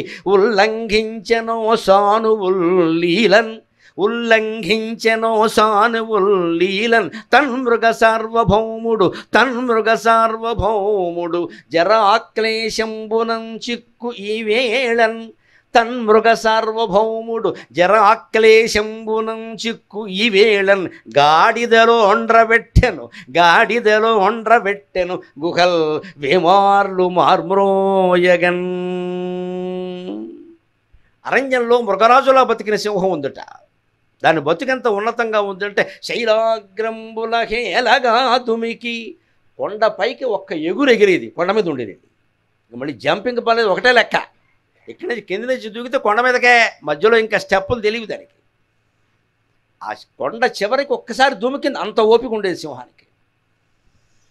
ఉద్దండ శుండాల శ్రేణుల కుంభముల్జనకి. మదించి అనేక యుద్ధాల్లో ఆరితేరినటువంటి మత్తేభాల కుంభస్థలం మీదకి దూకి గోళ్లతో చీల్చివాడి వాడి మాంసాన్ని 100 గ్రాములో 200 గ్రాములో తిని మిగిలింది అడవి జంతువులు వదిలేసింది స్వేచ్ఛగా. అంత హాయిగా బతికింది. తన సంపాదన మీద తాను బతికింది, ఎవరి మీద ఆధారపడాల. అంటే అర్థం అది. సింహం ఏనుగు కాదు, ఇక్కడ మనకు అన్వయించుకోవాలి. కొండ చివరికి దొక్కగలిగింది ఒక్కసారి, అంత ఎత్తు ఎక్కగలిగింది. అంటే జీవితంలో ఉన్నత స్థానానికి చేరుకున్నాం. రిజర్వ్ బ్యాంక్ గవర్నర్ అయిపోయి ఇంకా పైన ఏం లేదు అక్కడ. ఎకనామిక్స్లో, ఫైనాన్షియల్ ఫీల్డ్లో అంతే. రిజర్వ్ బ్యాంక్ గవర్నర్ అయితే అయిపోయినట్టే. లేకపోతే ఇంకా ఆర్థిక మంత్రి అవ్వాలి, అదో తనలే. అంతకంటే రిజర్వ్ బ్యాంక్ గవర్నర్ అని అయిపోయి ఇంకేం అది అయిపోయింది. ఇంకా కానీ అలా ఉండలేమండి, అది ఊహించుకుంటూ ఉంటాం. ఒక్కసారిగా అంత అయ్యో బ్యాంక్ మీటింగ్ పెడితే 1000 మంది వచ్చేవారు, ఇప్పుడు పక్కన పాలవాడు కూడా పలకట్లేదు. మరి అదే జీవితం. నువ్వు రిజర్వ్ బ్యాంక్ గవర్నర్, బ్యాంక్ ఎంప్లాయీస్కి, పాలవాడికి కాదు. వాడు డబ్బులు ఇస్తే పలుకుతాడు, లేదా పలకడు. డబ్బులు ఇచ్చినా పలకడు. వాడికి 100 ఖాతాలు ఉన్నాయి, మనకు వాడు ఒకటే దిక్కు. ఈ జీవితం అర్థం చేసుకోవాలి. ఇది సర్కస్ ఫీట్, ఇది ఉయ్యాల. అటు ఎడుతుంది ఇటు వస్తుంది, అటు ఎడుతుంది ఇటు వస్తుంది, ఒకచోటే ఉండదు. అరుగు కాదు జీవితం అంటే, ఉయ్యాల. ఆందోళన అంటారు చాలామంది, అర్థం లేని మాట. ఆందోళన అంటే సంస్కృతంలో ఉయ్యాల, ఆందోళిక. డోలాయం చెల డోలాయం చెల డోలాయం చెల అని కీర్తన ఉంది. ఉయ్యాలోగవయ్య. ఆందోళన అంటే ఊగడం, ఉయ్యాల ఎక్కువ. ఆందోళిక అంటారు దాన్ని, ఉయ్యాలని. ఆందోళన అంటే ఊగడం. ఊగడాన్ని నువ్వు యాజిటేషన్ అంటావు. అర్థం ఏదో ఇంగ్లీష్ మాటలు చెప్పకూడదండి అందుకే. ఆందోళన దానికి అందమైన అర్థం ఉంది. ఊగడం అని అర్థం. అక్కడ నువ్వు ఆందోళన చెందాల్సిన అవసరం లేదు, జీవితం ఊగుతూ ఉంటుంది. ఇక ఇప్పుడు పలికిన వాడు ఇప్పుడు పలకరు, సిద్ధంగా ఉంటుంది. అందుకని పలకాలంటే ఏం చేయాలి అనకు, ఏం చేసినా పలకరు. నీ అహం వదులుకో, పలకాల్సిన అవసరం లేదని తెలుసుకో. అలాగే మన సంపాదన మీద మనం బతికే. ఇవాళ మన సంపాదన ఎవరికో ఇచ్చాం, లేదా ఏదో చేసాం, మనం ఖర్చు పెట్టుకునే అవకాశం లేదు, ఇబ్బందులు పడుతున్నాం. అలాంటిది అంతేకాదు, జరాక్లేశంబునంచిక్కి శుండాల శ్రేణుల కుంభముల్జనికి. ఉల్లంఘించెనో సానువుల్లీలన్. పైన కొండ శిఖరం మీద ఉన్న సింహానికి మళ్ళీ కింద కొండ చర్య కనపడింది. ఆ చర్యను పట్టించుకోకుండా పక్క కొండ మీదకి దూకేస్తుంది. అంత ఓపిక ఇప్పుడు ఉంటుందా? 50 తర్వాత ఉంటుందా? 60 తర్వాత ఉంటుందా? 70 తర్వాత ఉంటుందా? కానీ బతకాలిగా. అలా చేసింది. ఇవాళ ఏమైంది? జరాక్లేశంబునం చిక్కి. ముసలతనం వచ్చేసింది ఆ సింహానికి కూడా. అది గుహలోనే కూర్చుంది పాపం. ఏదో ఓపిక మేరకు వెళ్ళి బయటికి తెచ్చుకుందాం, లేకపోతే ఆడసింహం మగసింహం పక్కన ఉన్నారుగా, వాళ్ళు తెచ్చింది తిందాం అనుకుంటాం. ఈ లోపు ఏం చేసాయి? ఆ గుహ ముందుకు వచ్చి గాడిదలు ఒండ్రబెట్టెను. గాడిదలు వచ్చి బ్రహ్మాండంగా దారుణంగా అరుస్తుంటే నాకు ఒప్పుకుంటే ఏం చేసావు? అసలు గాడిదలు ఇక్కడికి వచ్చేవా? కచేరీ మొదలెట్టేవి అసలు నేను బాగున్న రోజుల్లో. వీడికి ఎంత ధైర్యం వచ్చేసింది. అదండి జగన్నాథ పండితురాయల సాహిత్యం. ఆయన సాహిత్యంలో శ్లోకాలు పద్యాలు అన్నీ చదవగలిగితే జీవితంలో ఎవడూ కన్నీరు పెట్టడమా, ప్రతి అవస్థని గొప్పగానే భావిస్తాడు. ఆయన అన్ని దశలో అనుభవించాడు. 14 మంది కుటుంబంలో మధ్యలో పుట్టాడు ఆయన. బ్రాహ్మణ కుటుంబం. వాళ్ళ ఇంట్లో పరిస్థితి ఏంటంటే బండ మీద ఓ గుడ్డ, ఒంటి మీద ఓ గుడ్డ వాళ్ళ అమ్మగారి పరిస్థితి. అంటే ఉతకడానికి ఒక చీర వేశారు, ఒక చీర కట్టుకుంది, అది ఆరితేనే ఇది విప్పాలి, వేరే దారి లేదు. 14 మంది రవీంద్రనాథ్ ఠాగూర్ కుటుంబంలాగే.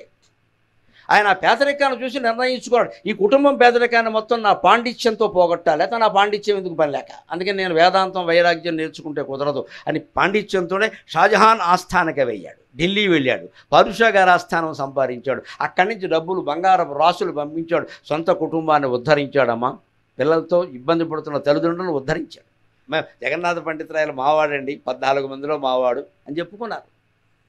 అలాంటి దశకి వచ్చాడు కాబట్టి ఆయన జీవితంలో అన్ని దశల్ని వర్ణించాడు. సింహం కూడా చూడండి అలా దుముకుతుంది, ఏం చేస్తుంది, సానువులను కూడా లెక్క పెట్టదు, అన్నింటి దేన్ని లెక్క పెట్టకుండా దూకుతుంది. కానీ ఈవేళ అది ముసలిదైపోయేసరికి గాడిదలు ఒండ్రపడుతున్నాయి. పైగా దానికి వినపడకపోతే వేరు, పోని దానికి ఏ చెవుడో వచ్చింది అనుకోండి, వినపడదు కాదు, గుహలు వేమార్లు మార్మురోయగాని ఈ గాడిదల ఒండ్రింపు ఆ గుహలోంచి దానికి వినపడుతుంది, మంటెత్తిపోతుంది. నేను పొజిషన్లో ఉన్న రోజుల్లో అసలు వీడు ఎవడన్నా నా దగ్గరికి వచ్చి మాట్లాడా. ఇవాళ చాలామంది హై ప్రొఫైల్లో ఉన్నవాళ్ళు రిటైర్ అయితే ఎదుర్కోబోయే సమస్య. నేను అందుకే చెప్పా, రసముగ్ధ మనోహరం ఆంధ్ర భాషకు ముసలితనము లేదు. తెలుగు పద్యాలు చదివినవాడు ఎవడు జీవితంలో ముసలివాడు కాడు, ఎప్పుడూ నవయవ్వనంలోనే ఉంటాడు, ఉత్సాహంతో ఉంటాడు, ఆనందంగా ఉంటాడు. మన సాహిత్యం తెలియక ముసలాళ్ళమని మనం అనుకుంటున్నాం. ముసలితనంలో కూడా యవ్వనంలో ఉండాలంటే సాహిత్యం చదవాలి. సాహిత్యం కూర్చున్న చోట కూర్చునే మోక్షం సాధించాలంటే సంగీతం నేర్చుకోవాలి, సాహిత్యం కూడా సరిపోదు, సంగీతం నేర్చుకోవాలి. ఆ నాదబ్రహ్మోపాసన చేయగలిగితే కూర్చున్న చోటే మోక్షం వస్తుంది. సంగీతం నాకంటే గొప్పది, నన్ను అడిగి మా సాహిత్యం కంటే గొప్పది, నేను వారికి నమస్కారం చేస్తాను, అదృష్టవంతులు. కూర్చున్న చోట మోక్షం వస్తుంది. మీకు ఇంకా దీన్ని కెలకాలు విశ్లేషించాలి, చాలా గొడవ చేయాలి, దీనికి ఇది బుర్రకి ఎక్కాలి. సంగీతానికి ఏమీ లేదు, ఆపాత మధురం, అది నీకు అర్థమైతే మోక్షం వచ్చింది. నువ్వు కూర్చున్న చోటే మోక్షం, నీకు ఎవడో రావాల్సిన అవసరం లేదు, భగవంతుడు నీ దగ్గరికి వస్తాడు.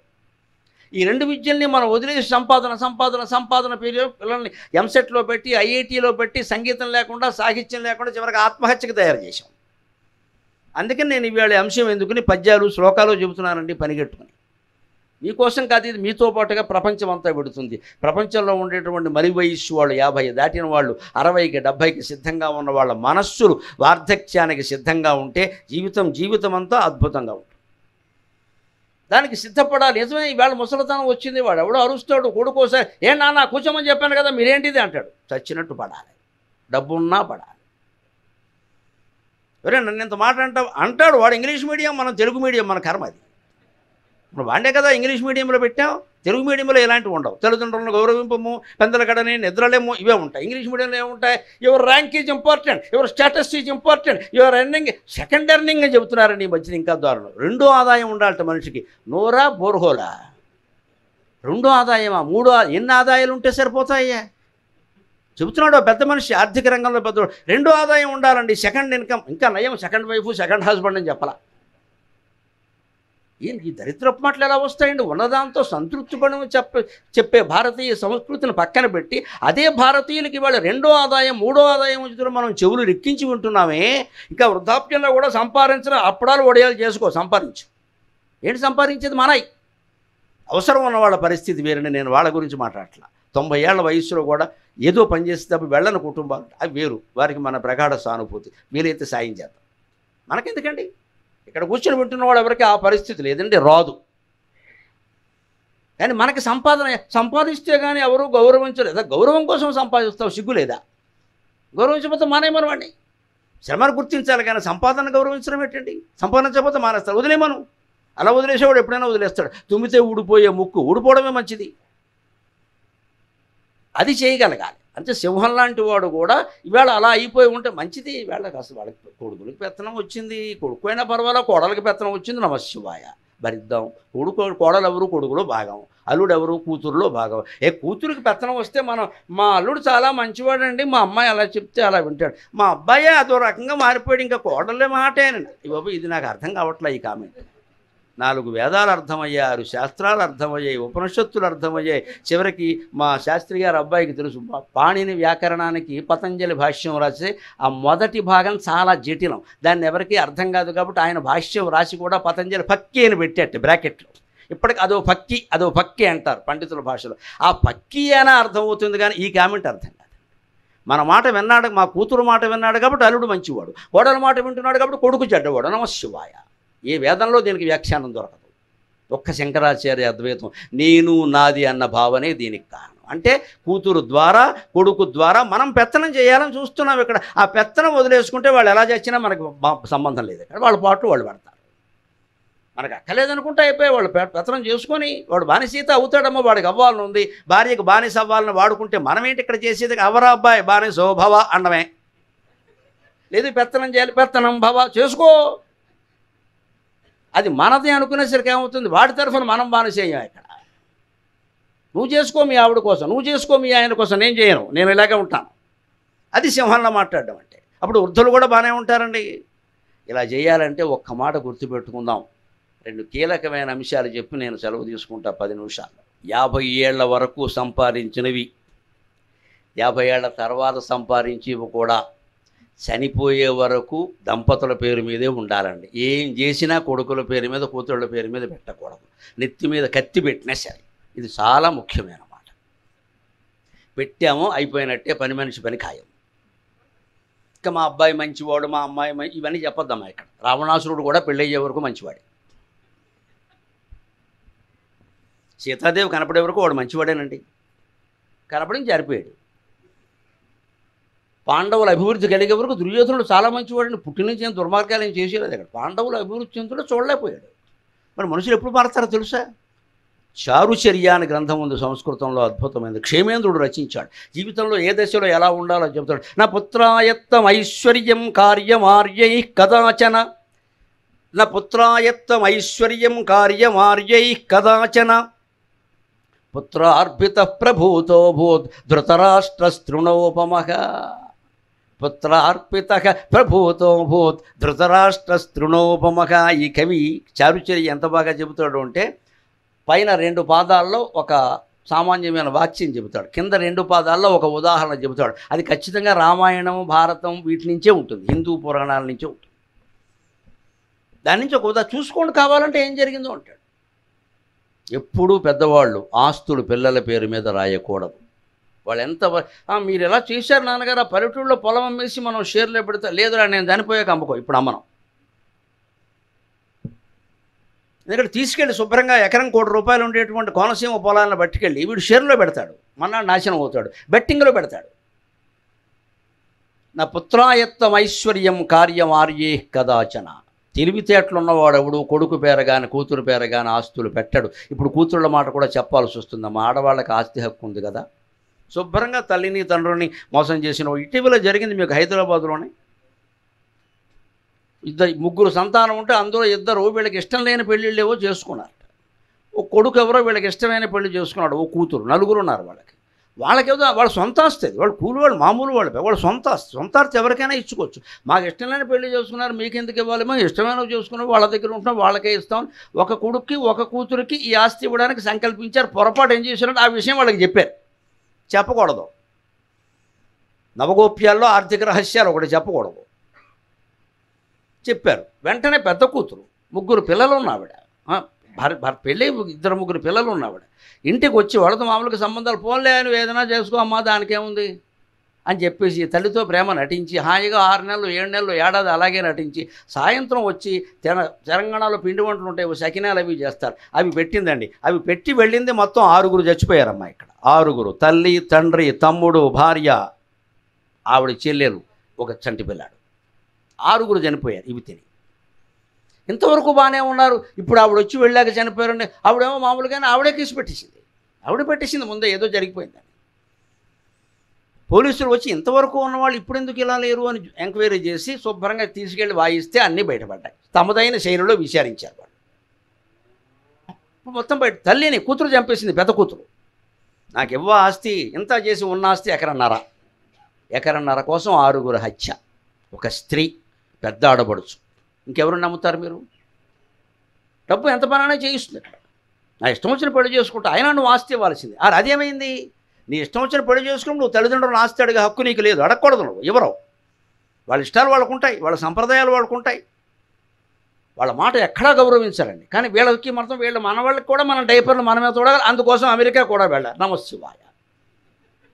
మనకి ఇష్టం లేని కులాంతరం మతాంతరం చేసుకుంటాడు. మళ్ళీ కోడలు కడుపు వచ్చేసరికి అమ్మ నువ్వు రాకపోతే అలాగా అంటాడు, వెళ్ళిపోతుంది ఈవిడ. మా అబ్బాయికి ఏమిటో నేను లేకపోతే ఏదమ్మా నువ్వు అమాయకులల్లా నేను రానని చెప్పు. ఇప్పుడు వీసాలు కూడా అంత తొందరగా ఏం రావట్లా.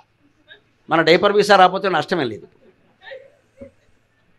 రానని చెప్పాలండి స్పష్టంగా. మొహం నాకు ఇష్టం లేని పెళ్లి చేసుకున్నావు, నీ గర్భాలు అన్నీ నువ్వు పడు, నేను ఇక్కడ సుఖంగా గరికిపాటి వారివి చాగంటి వారివి ప్రసంగాలు వింటూ ఉంటాను. చెప్పేయండి మొహమాట లేకుండా. మనకి ఎంత లూజినెస్ అంటే పిల్లలకి మనం కాకపోతే ఎవరు ఏం లేదమ్మా చేయక్కర్లేదు. 60 ఏళ్ళు దాటాక 70 ఏళ్ళు దాటాక ఆధ్యాత్మిక జ్ఞానం ముఖ్యం, కానీ అవి ఇవి తుడవడం ముఖ్యం కాదండి. ఇక్కడ ఎంతకాలం తుడుస్తాం? వీళ్ళకి తుడిచాం, వీళ్ళ పిల్లలకి తుడుస్తాం, వీళ్ళ మనవాళ్ళకి జీవితం అంతా ఎదవ తోడవడమేనా? దాని నుంచి విముక్తి ఉండదండి ముసలాళ్ళకి. నేను తుడవని చెప్పాలి. నువ్వు పెట్టుకోండి మనుషుల్ని, లేకపోతే ఒకళ్ళు ఉద్యోగం మానేసుకోండి. మేము ఇద్దరం ఉద్యోగాలు నీకు తెలుసు మానాయి, ఉద్యోగం మానాయి. ఎవరు మానేస్తారో మానేసుకోండి, కొట్టుకోండి, తేల్చుకోండి. మేము రాం, మేము ఇక్కడే ఉంటాం సుఖంగా. కోనసీమలో కొబ్బరి తోటలో ఉన్నాం. మనకేం కర్మ అమెరికా వెళ్ళి తలుపులు వేసుకుని ఉండడానికి అది అవసరంతా. బయటికి వెళ్ళాలంటే కారు రావాలి, కారు ఉండాలంటే డ్రైవర్ ఉండాలి. ఎవడు ఉంటాడండి అక్కడ? పిల్లల మీద ప్రేమ, పిల్లల మీద అర్థం ఉండాలన్న దానికి కూడా. పిల్లల మీద ప్రేమకు ఒక అర్థం ఉంది, ఒక పరిమితి ఉంది. మనం బానిసలమే కాదండి ప్రేమించవలసింది. నాకు పిల్లలు ఉండే చెబుతున్నా, మొహమాటం వెళ్ళా. ఎక్కడి వరకు అక్కడ కట్, నువ్వు చేసుకో, మమ్మల్ని పిలవక. లేదు చేసుకున్నా కూడా మనం ఏదో రాజీ పడో ఇష్టపడో, ఆ పిల్ల బాగుండో ఆ పిల్లాడు బాగుండో మనం అది వేరే విషయం. అవన్నీ మన మనసుకు నచ్చినప్పుడు ఎందుకు చేయాలి? అంత బాతు మళ్ళీ ఎవరైనా ఓ ముసలావిడ రాగానే ఏమిటో తప్పదు కదమ్మా అలాంటి దిక్కుమాల పెళ్లి చేసుకున్నాడు, ఎందుకు సాగతీత? ఇంక ఇష్టపడి చేస్తున్నావు, వదిలే ఆ డైపర్ అయితే తొడిగి. మళ్ళీ ఈ వ్యాఖ్యానం ఎక్కడ? ఇదో భగవద్గీత. అంటే మన మనస్సులోంచి ఆ భావాలు తొలగించుకోలేకపోతున్నాం తల్లి, కానీ బయటికి మాత్రం నటిస్తున్నాం. ఎందుకు ఆ నటన? అదే బీపీలకు కారణం, అదే షుగర్కి కారణం, అదే చివరికి క్యాన్సర్కి కూడా కారణం. కపటం కపటం కపటం ఒకటి లేకపోతే మనిషి ఆరోగ్యాలన్నీ బాగుంటాయి. నీ మనస్సులో ఉన్నదే చెప్పు, చెప్పలేకపోతే ఊరుకో, అబద్ధం చెప్పొద్దు, లేని ప్రేమ నటించొద్దు. నాకు లేదు, నువ్వు వెళ్ళిపో, ఏం పర్వాలేదు. ఈ బంధాలు ఏమో మనం పుట్టగానే రాలేదు, వీళ్ళెవరు తల్లిదండ్రులు లేరు, ఎవరో తెలియదు మనకి, అలా పుట్టాం. ఇంక వీళ్ళు ఎవరండి? ఇవి తెంచుకుందుకు తెగడానికి సిద్ధంగా లేకపోతే జీవితం అంతా బానిసలం అవుతామండి. అంచేది ఎట్టి పరిస్థితుల్లో ఆస్తులు పెట్టద్దు. పైగా ఉదాహరణ చెబుతున్నాడు అక్కడ. ధృతరాష్ట్రుడు రాజ్యం ముందే యువరాజు పట్టాభిషేకం చేసి దుర్యోధనుడికి అప్పగించాడు. వాడు ఏం చేశాడో తెలుసు. ఎంత బెదిరించినా, ఎంత బతిమాలనా, కళ్ళు మూసేసుకుని గాంతలు కట్టుకున్న గాంధారీదేవి చెప్పినా వినలేదండి. వాడి సూతి మన మోపినంత రాజ్యము కూడా నేను ఇవ్వజాలను అని చివరికి వాడు చచ్చాడమ్మా. 21 లక్షల మంది చచ్చారు కురుక్షేత్రంలో, వాడు చచ్చాడు, వాడు సుఖపడ్డాడు. కానీ ఈ పుత్రుడికి ఇంత స్వేచ్ఛ ఇచ్చినందుకు ఐశ్వర్యం వాడి పేర పెట్టిన ధృతరాష్ట్రుడికి పడిన శిక్ష ఏమిటంటే 15 ఏళ్ల పాటు కొడుకులను ఎవరు చంపారో అదే పాండవుల ఇంట్లో ఉండి వాడు పెట్టే ముక్కలు పులుసు తినాల్సిన కర్మ వచ్చిందమ్మా ఈ మూర్ఖుడికి. వీడి కారణంగా, వీడిని కట్టుకున్న కారణంగా గాంధారికి కూడా అదే కర్మ పట్టింది. ఆవిడేం తప్పు చేసింది? అంతటి సాత్వి భర్త కళ్ళు లేవను తాను గంతలు కట్టుకున్నప్పుడు కూడా ఈ యోగం పట్టింది. 15 ఏళ్ళు. మీరు భారతం చదువుకోండి, ఏడాది 2 ఏళ్ళు కాదు, 15 years. పైగా ధర్మరాజు చాలా తెలివైనవాడు. వాడికి అన్నం పెట్టడానికి భీముడిని పెట్టాడు. ఎంత గొప్పవాడిని పెట్టాడు. వీడు రోజు అక్కడుండి వేసుకో పెద్దనాన్న మొక్కల పులుసు, గుమ్మడికాయ మొక్కలు, మీ పెద్దబ్బాయి ఇంత గుమ్మడికాయ మొక్క అంటే మీ పెద్దబ్బాయి నువ్వే తిను అని పెట్టి వెంటనే వాడు తింటూ ఉంటే శుభ్రంగా అక్కడ కూర్చుని 100 మంది పోయినా బతుకున్నావా గట్టిగుండయ్యాని. ఇప్పుడు వాడు బతకాలా చావాలా? అంత భీముడిని ఇక్కడ క్యాటరింగ్ పెట్టాడు ఈయన. నువ్వు వడ్డించరా అబ్బాయి? అది ధర్మరాజు తెలివి. అందుకే గయోపక్షణంలో చిలకమర్త అని అంటాడు, పేరు ధర్మరాజు పెను వేపవిత్తయ్యా అని. ఎవరితో ఏం చేయాలో వాడికి బాగా తెలుసు, పైకి అలా కనపడతాడు. కానీ దుర్యోధనుడిని పెట్టాడు, ఇంకెవరు లేరా? సహదేవుడిని నకులుండి పెడితే మర్యాదగా ఉంటుంది. భీముడికి ఏంటి మర్యాద? పేసుకో, సిగ్గు లేకుండా బతుకున్నాం. ఇంకా మా పెద్దమ్మ కూడా కష్టపడుతుంది నీ కారణంగానే, ఆవిడ పార్టీలోకి వెళ్ళేవాడు. ఇదండి, ఇది మనకు అవసరమా? అందుకే ఎప్పుడు పిల్లలకు పేరు ఆస్తులు ఎవరిని అడిగినా ఉంటాయిరా, నేను ఉన్నంతకాలం అసలు స్థిరాస్తులు కదిలించకూడదమ్మా. అలాగా దాని మీద పొలం మీద పంట ఆదాయం వస్తుంది కదా, 10,000 25,000 అది వాడుకో, కావాలంటే అది వాడుకో, నీకు ఇస్తాను వాడుకో. అది కూడా మనం ఇస్తేనే తీసుకోవాలి. ఖాతా మన పేరు మీదే ఉండాలి, చెక్కు మీద సంతకం మనమే పెట్టాలి. పవర్ ఆఫ్ అటార్నీ ఇచ్చామంటే పవర్ నాశనం అయినట్టే. ఇంకా అటార్నీ ఉండదు, పవర్ ఉండదు, అటార్నీ ఉంటుంది అంతే. అన్నీ గుప్పిట్లో ఉండాల్సింది. ఈ మాత్రం లౌక్యం లేకపోతే వృద్ధాప్యం గడవడం కష్టం. ఇప్పుడు ఇంకొక మాట చెప్పి నేను సెలవు తీసుకుంటా. ఇదంతా జాగ్రత్త కోసం తప్పితే కాపీనం కాదండి. పిసినారితనం కాదండి, ప్రేమరాహిత్యం కాదండి. దయచేసి అపార్థం చేసుకోకండి. భారతీయ సంస్కృతి ఎన్ని జాగ్రత్తలు తీసుకుంటుందో ఒక్క మాట చెబుతానమ్మా. చెట్టంత కొడుకు పోతే ప్రమాదంలో, చెట్టంత కొడుకు అంటాం కదా మనం. చుట్టూ చెట్లు ఉన్న విల్లాల్లో ఉండి కూడా కొడుకులు ఎందుకండి? చెట్లతోనే గడపచ్చు కదా. మీ ఇంటి చుట్టూ ఉన్న చెట్లు ఎప్పుడైనా మీరు చూసారా? ఏ చెట్టు కిందైనా 10 నిమిషాలు కూర్చున్నారా? ఆ చెట్టు వికసిస్తుంటే, కుసుమిస్తుంటే, ఫలిస్తుంటే ఎప్పుడైనా చూసారా? ఏ దశలోనైనా గమనించారా? పిల్లలకేదో అయిపోయిందని కంగారు పడిపోకుండా చెట్టుని గమనించాలా, ప్రకృతిని గమనించాలా, ఆకాశాన్ని గమనించాలా, నదిని గమనించాలా? ఎంతసేపు ఇద్దరు బొట్టెగాళ్ళని కానీ వాళ్ళని గమనిస్తూ కూర్చున్నాం మనం ఇక్కడ. ఈ బంధాల నుంచి దూరం అవ్వాలి, ప్రకృతికి దగ్గర అవ్వాలి. చెట్టంత కొడుకు అనే మాట నిజమైనప్పుడు చెట్టే ఉందిగా, కొడుకు దేనికి పని లేక ఉండే మన షరతులకు ఉండమని, లేకపోతే వెళ్ళమనం. వాళ్ళ షరతులకు మనం ఒగ్గాల్సిన పని లేదు. సంపాదించుకున్నా ఇక్కడ బీగించి కూర్చున్న తాళాలు మన దగ్గర ఉన్నాయి ఇక్కడ. అది ఉండాలి. ఆ మాత్రం ఉంటేనే అలా పని చేయగలం ఖచ్చితంగా. ఇంకొక మాట, 50 దాటిన దగ్గర నుంచి అభ్యాసం చెయ్యాలి. లౌకిక విషయాల్లో అంటీ ముట్టనట్టుగా ఉండాలి, భగవంతుడిని మాత్రం అంటి పెట్టుకునే ఉండాలి. అది పరమరహస్యం. లౌకిక విషయాల్లో అంటీ ముట్టనట్టుగా జవాబు చెప్పాం, అయిపోయింది. అడిగిన దానికి జవాబు అడిగినంత వరకే, అంతే. అంతకుమించి అక్కర్లేదు మనకి. పృష్ఠశ్చన్ ప్రకృతం వక్తి న పృష్ఠస్థాణువస్థిత. యోగవాసిష్ఠుని వాడు అడిగితే అడిగినంత వరకు చెప్పు. ఎవరు అడగకపోతే రాయి ఎలా ఉంటుందో అలాగే కూర్చో. మాట్లాడగా నమశివాయ లోపల శివస్వరం నడుస్తుంది. ఆయన చూసుకుంటాడు. ఎవరికి ఏమీ జరగదు. మనం మాట్లాడకపోతే ఏం కొంపలు అంటుకో, ఆడితేనే అంటుకుంటాయి. తగ్గించేయాలి. మనమే తగ్గించేస్తే అప్పుడు నాతో మాట్లాడించలా, నా ఎవరు వచ్చినా పరిచయం చేయట్లా, నన్ను ఫోన్ మాట్లాడినవట్లా, ఈ గొడవ, ఈ దరిద్రం ఎందుకండి? ఎంతకాలం ఇది? 70 ఏళ్ళు 80 ఏళ్ళు వచ్చినా నాతో మాట్లాడట్లా.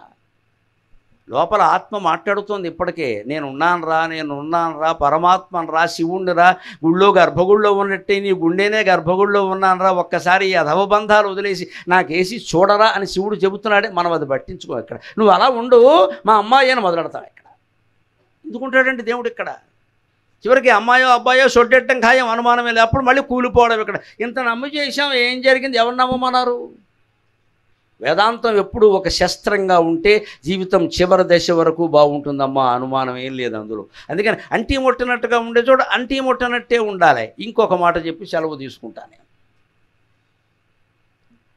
ఎప్పుడూ చివరికి దేంతో జీవితం ముగియాలి? కనీసం చివరి నుంచి 10 ఏళ్ళు ఏ రకంగా మనం బతకాలి అంటే, ఉద్యంతు శతమాదిత్యాగ ఉద్యంతు శతమిందవక దవినాం విదుషాం వాక్యై నశ్యత్యాభ్యంతరం తమక. ఒక సినిమా చూడండి మీరు, చూసి వచ్చేయడం, బాగుందనడం, బాగులేదనడం అది వదిలేయండి, అదే చిన్న విషయం. అది సినిమా అర్థమైతే జీవితం అర్థమవుతుంది. సినిమా ఎప్పుడు స్పష్టంగా కనపడుతుందండి మనకి. హాల్లో లైట్లన్నీ వెలుగుతుంటే తెర మీద ఒక్క బొమ్మ కనపడదు. హాలు మొత్తం లైట్లన్నీ ఆర్పేసి ఎగ్జిట్ అనే చోట ఉండే వెలుగు కూడా కనపడకుండా ఆర్పేస్తే అప్పుడు నీకు సినిమా స్పష్టంగా కనపడుతుంది. సినిమా ఒక మాయ, అందరికీ తెలుసు. ఆ నటులు ఎవరు ఇక్కడ లేరు, వాళ్ళు ఇప్పుడు నటించలేదు. ఎప్పుడూ 2 ఏళ్ల క్రితమో 3 ఏళ్ల క్రితమో కొన్ని సినిమాల గ్రహస్థితిని బట్టి 25 ఏళ్ల క్రితమో తీసిన సినిమాలు ఇప్పుడు వస్తున్నాయి బాక్సుల్లో పెట్టి. అది ఎప్పుడో జరిగింది. అది కూడా నటన, నిజానికి జరగల, ఎక్కడో నటించారు. అవన్నీ పట్టుకొచ్చి నీకు తెర మీద చూపిస్తున్నారంటే మాయా కాదా? అది మాయా. మాయ ఎప్పుడు నీకు బాగా కనపడింది తల్లి? చీకట్లో కనపడింది. జది చీకట్లోనే సినిమా అనే మాయ కనపడుతుంది. లైట్ వెలుగులు రాగానే సినిమా మాయమవుతుంది. ఆధ్యాత్మికమైన వెలుగులు ఉంటే ఈ సంసారం అనే చీకటి మాయమైపోతుందమ్మా, అనుమానం వెళ్ళ. మనం వెలుగుల్లో ఉండాలి. అందుకే కవి చెబుతున్నాడు, ఉద్యంతు శతమాదిత్యాక 100 మంది సూర్యులు వెలిగినా సరే, ఉద్యంతు శతమిందవక 100 మంది చంద్రులు వెలిగినా సరే, నవినాం విదుషాం వాక్యై నశ్యత్యాభ్యంతరం తమక. లోపల ఉన్న చీకటి, లోపల ఈ జీవితం అనేది ఒక పెద్ద చీకటి, ఈ సంసారం అనేది పెద్ద చీకటి. కుటుంబ జీవితం అనుకోకండి, పుట్టినప్పటి నుంచి వచ్చే వరకు ఇది చీకట, ఎంతకంటే ఏం లేదు. ఇక్కడ సుఖం అంటూ వేరే ఉండదండి. వేదాంతులు చెబుతారు స్పష్టంగా, దుఃఖానికి మధ్యలో ఉండే విరామమే సుఖం అన్నారు. ఓ దుఃఖం వచ్చింది, మళ్ళీ ఇంకో దుఃఖం రావడానికి ముందు అమ్మయ్య ఇది అయింది అనుకుంటే కాస్త కాఫీ తాగుతాగా, అంతకే సుఖం. మళ్ళీ ఫోన్ ది, అక్కడ సిద్ధంగా ఉంది మెసేజ్, దుఃఖం. అంటే సుఖం అనేది ప్రత్యేకంగా ఉండదు జీవితంలో. దుఃఖానికి మధ్యలో గ్యాప్ ఉంటుంది, విరామం, అదే సుఖం. దీన్ని పట్టుకుని ఇంత వేలాడుతున్నాం మనం ఇక్కడ అవసరమని. అది నశ్యత్యాభ్యంతరం తమక. లోపల ఉన్న చీకటి అంటే ఆ విరామాన్ని గుర్తించలేకుండా అదేదో శాశ్వతం అనుకుంటున్నామే. నిజమైన ఆనందాన్ని పొందే ప్రయత్నం చేయాలంటే నవీనాం విదుషాం వాక్యై పండితులు చెప్పే మాటలు వినాలి, కావ్యాలు చదవాలి, ఉపనిషత్తులు చదవాలి. మీరు రామకృష్ణ విద్యాలయంలో చదివారు. రామకృష్ణ మఠం వాళ్ళే 10 ఉపనిషత్తులు ఏది 80 పేజీలు దాటకుండా, ఏది 50 రూపాయలు దాటకుండా అమ్ముతున్నారమ్మా. మీరు కొనుక్కోండి. అందరూ 10 ఉపనిషత్తులు కొనుక్కోండి. ఈశ, కేన, కఠ, ప్రశ్న, ముండక, మాండూక్య, చాందోగ్య, ఐతరేయ, తైత్రీయ, బృహదారణ్యకాది ఉపనిషత్తులు 10 నేను చదివే మాట్లాడుతాను. ఆ 10 చదివాను నేను. అందులో ముఖ్యం, అతి ముఖ్యం ఇవాళ చెప్పిన వాటిలో కూడా అందులోంచి కొన్ని ఉన్నాయి. 50 రూపాయలు దాటదు, 80 పేజీలు దాటదు. హాయిగా ఇలా పడుకుని కూడా చదవచ్చు, చేతులు పెట్టావు. ఈ దిక్కుమాలిన ఫోన్ వాడడం మానేసి మళ్ళీ ఏమండి అవన్నీ నెట్లో దేనికి పని లేక పుస్తకం దొరుకుతుంది కదా, పుస్తకమే చదవాలి. పుస్తకం ఎంతసేపు చదివినా కళ్ళు నొప్పులు ఎట్టవు. ఫోన్ చూస్తే ఏమవుతుందో డాక్టర్లు చెబుతున్నారు. స్క్రీన్ టైం తగ్గించండి చెబుతున్నారు ఇక్కడ. అది తగ్గించి పుస్తకాలు చదవాలి. మీరేం అలవాటు లేని వాళ్ళు కదా, 50 ఇంచుమించు ఉన్నవాళ్ళు దాటిన వాళ్ళే కదా, మీరు అందరూ పుస్తకాలు చదివి పైకి వచ్చిన వాళ్ళే కదా. అందుకని మళ్ళీ పుస్తకాలు చదవాలి. ఆ పుస్తకాలు కూడా ఉపనిషత్తులు చదవాలి. ఈ వయస్సులో ఇంకా ఊరికే how to lead the life, lead చేసాం, లీడ్ చాలు, ఇంకా ఏడవకుండా ఉంటే చాలు. ఇక్కడ ఇంకెవడో చెప్పు మార్నింగ్ వాక్ నడిచే విధానం 1 గంట సేపు చెప్పడం, ఎంత నడిచినా ఒకటే కాళ్ళు పడిపోతాయి. నేను ఎక్కడో అమెరికా విమానంలో పెడుతున్నా, నా పక్కనే ఒక అమ్మాయి ఉంది. ఓ 20 ఏళ్ళు ఎంతో ఉంటాయి. సరే, వాళ్ళ వేషాలు వాళ్ళు ఉంటే అవన్నీ మనం వర్ణించొద్దు. కాలు మీ కాలేసింది, ఆ కాలు నాకేసే వేసింది. నా అదృష్టం. ఇంతలావు పుస్తకం పట్టుకుందండి, దీనిలో బంగారంగాను. ఆ వయసుకు పుస్తకం చదవడం ఇంతలావు 2000 పేజీలు ఉంటుంది. ఏమిటని చూసా, how to walk. How to వాక్కి 2000 పేజీల పుస్తకమా? అప్పుడు నేనేం చేస్తున్నా, శూద్రకుడు సంస్కృతంలో రచించిన మృచ్ఛకటిక నాటకం చదువుతాను. నా కాలక్షేపం నాది 20 గంటల ప్రయాణం చేయాలి. అందుకని దానికి మా గురువు గారు బేతమూల రామబ్రహ్మం గారు వ్యాఖ్యానం రాశారు. ఆ వ్యాఖ్యానం పుస్తకం అందులో పెట్టుకుని శూద్రకుడు మృచ్ఛకటికని చదువుతాం. అప్పుడు ఏం నడుస్తుంది, అందులో శర్విలకుడు అనే ఒక పాత్ర తాను ప్రేమించిన అమ్మాయి కోసం దొంగతనం చేస్తాడు. అది నడుస్తుంది సీన్. ఆ అమ్మాయి కాసేపు నాతో మాటల్లో పడి ఉంటేను, వాట్ ఈస్ దట్ బుక్ అని, how to walk for walking 2000 pages అనుకున్నాను. కాసేపటికి ఆ అమ్మాయి, what book you are reading, how to thief అన్నాను. హౌ టు థెఫ్ట్ ఉండాలి కదా, దొంగతనం ఎలా చేయాలి. వాకింగ్కి 2000 పేజీలు ఉన్నప్పుడు శూద్రక మహాకవి దొంగతనం ఎలా చేయాలో 4 పేజీలు రాయకూడదా? How to be a thief, దొంగతనం చేసి కూడా తప్పించుకోవడం ఎలాగా. Why for thefting for this one అది 400 pages, for walking 2000 pages, for this one 400 pages. It's okay. నీ సాహిత్యం అది, నా సాహిత్యం ఇది. నీ సాహిత్యం అంతా పోగేస్తే ఎలా నడవాలో తెలిసింది నీకు, నాకు ఎలా నడుచుకోవాలో తెలిసిందమ్మా. That is Indian literature, that is Indian literature.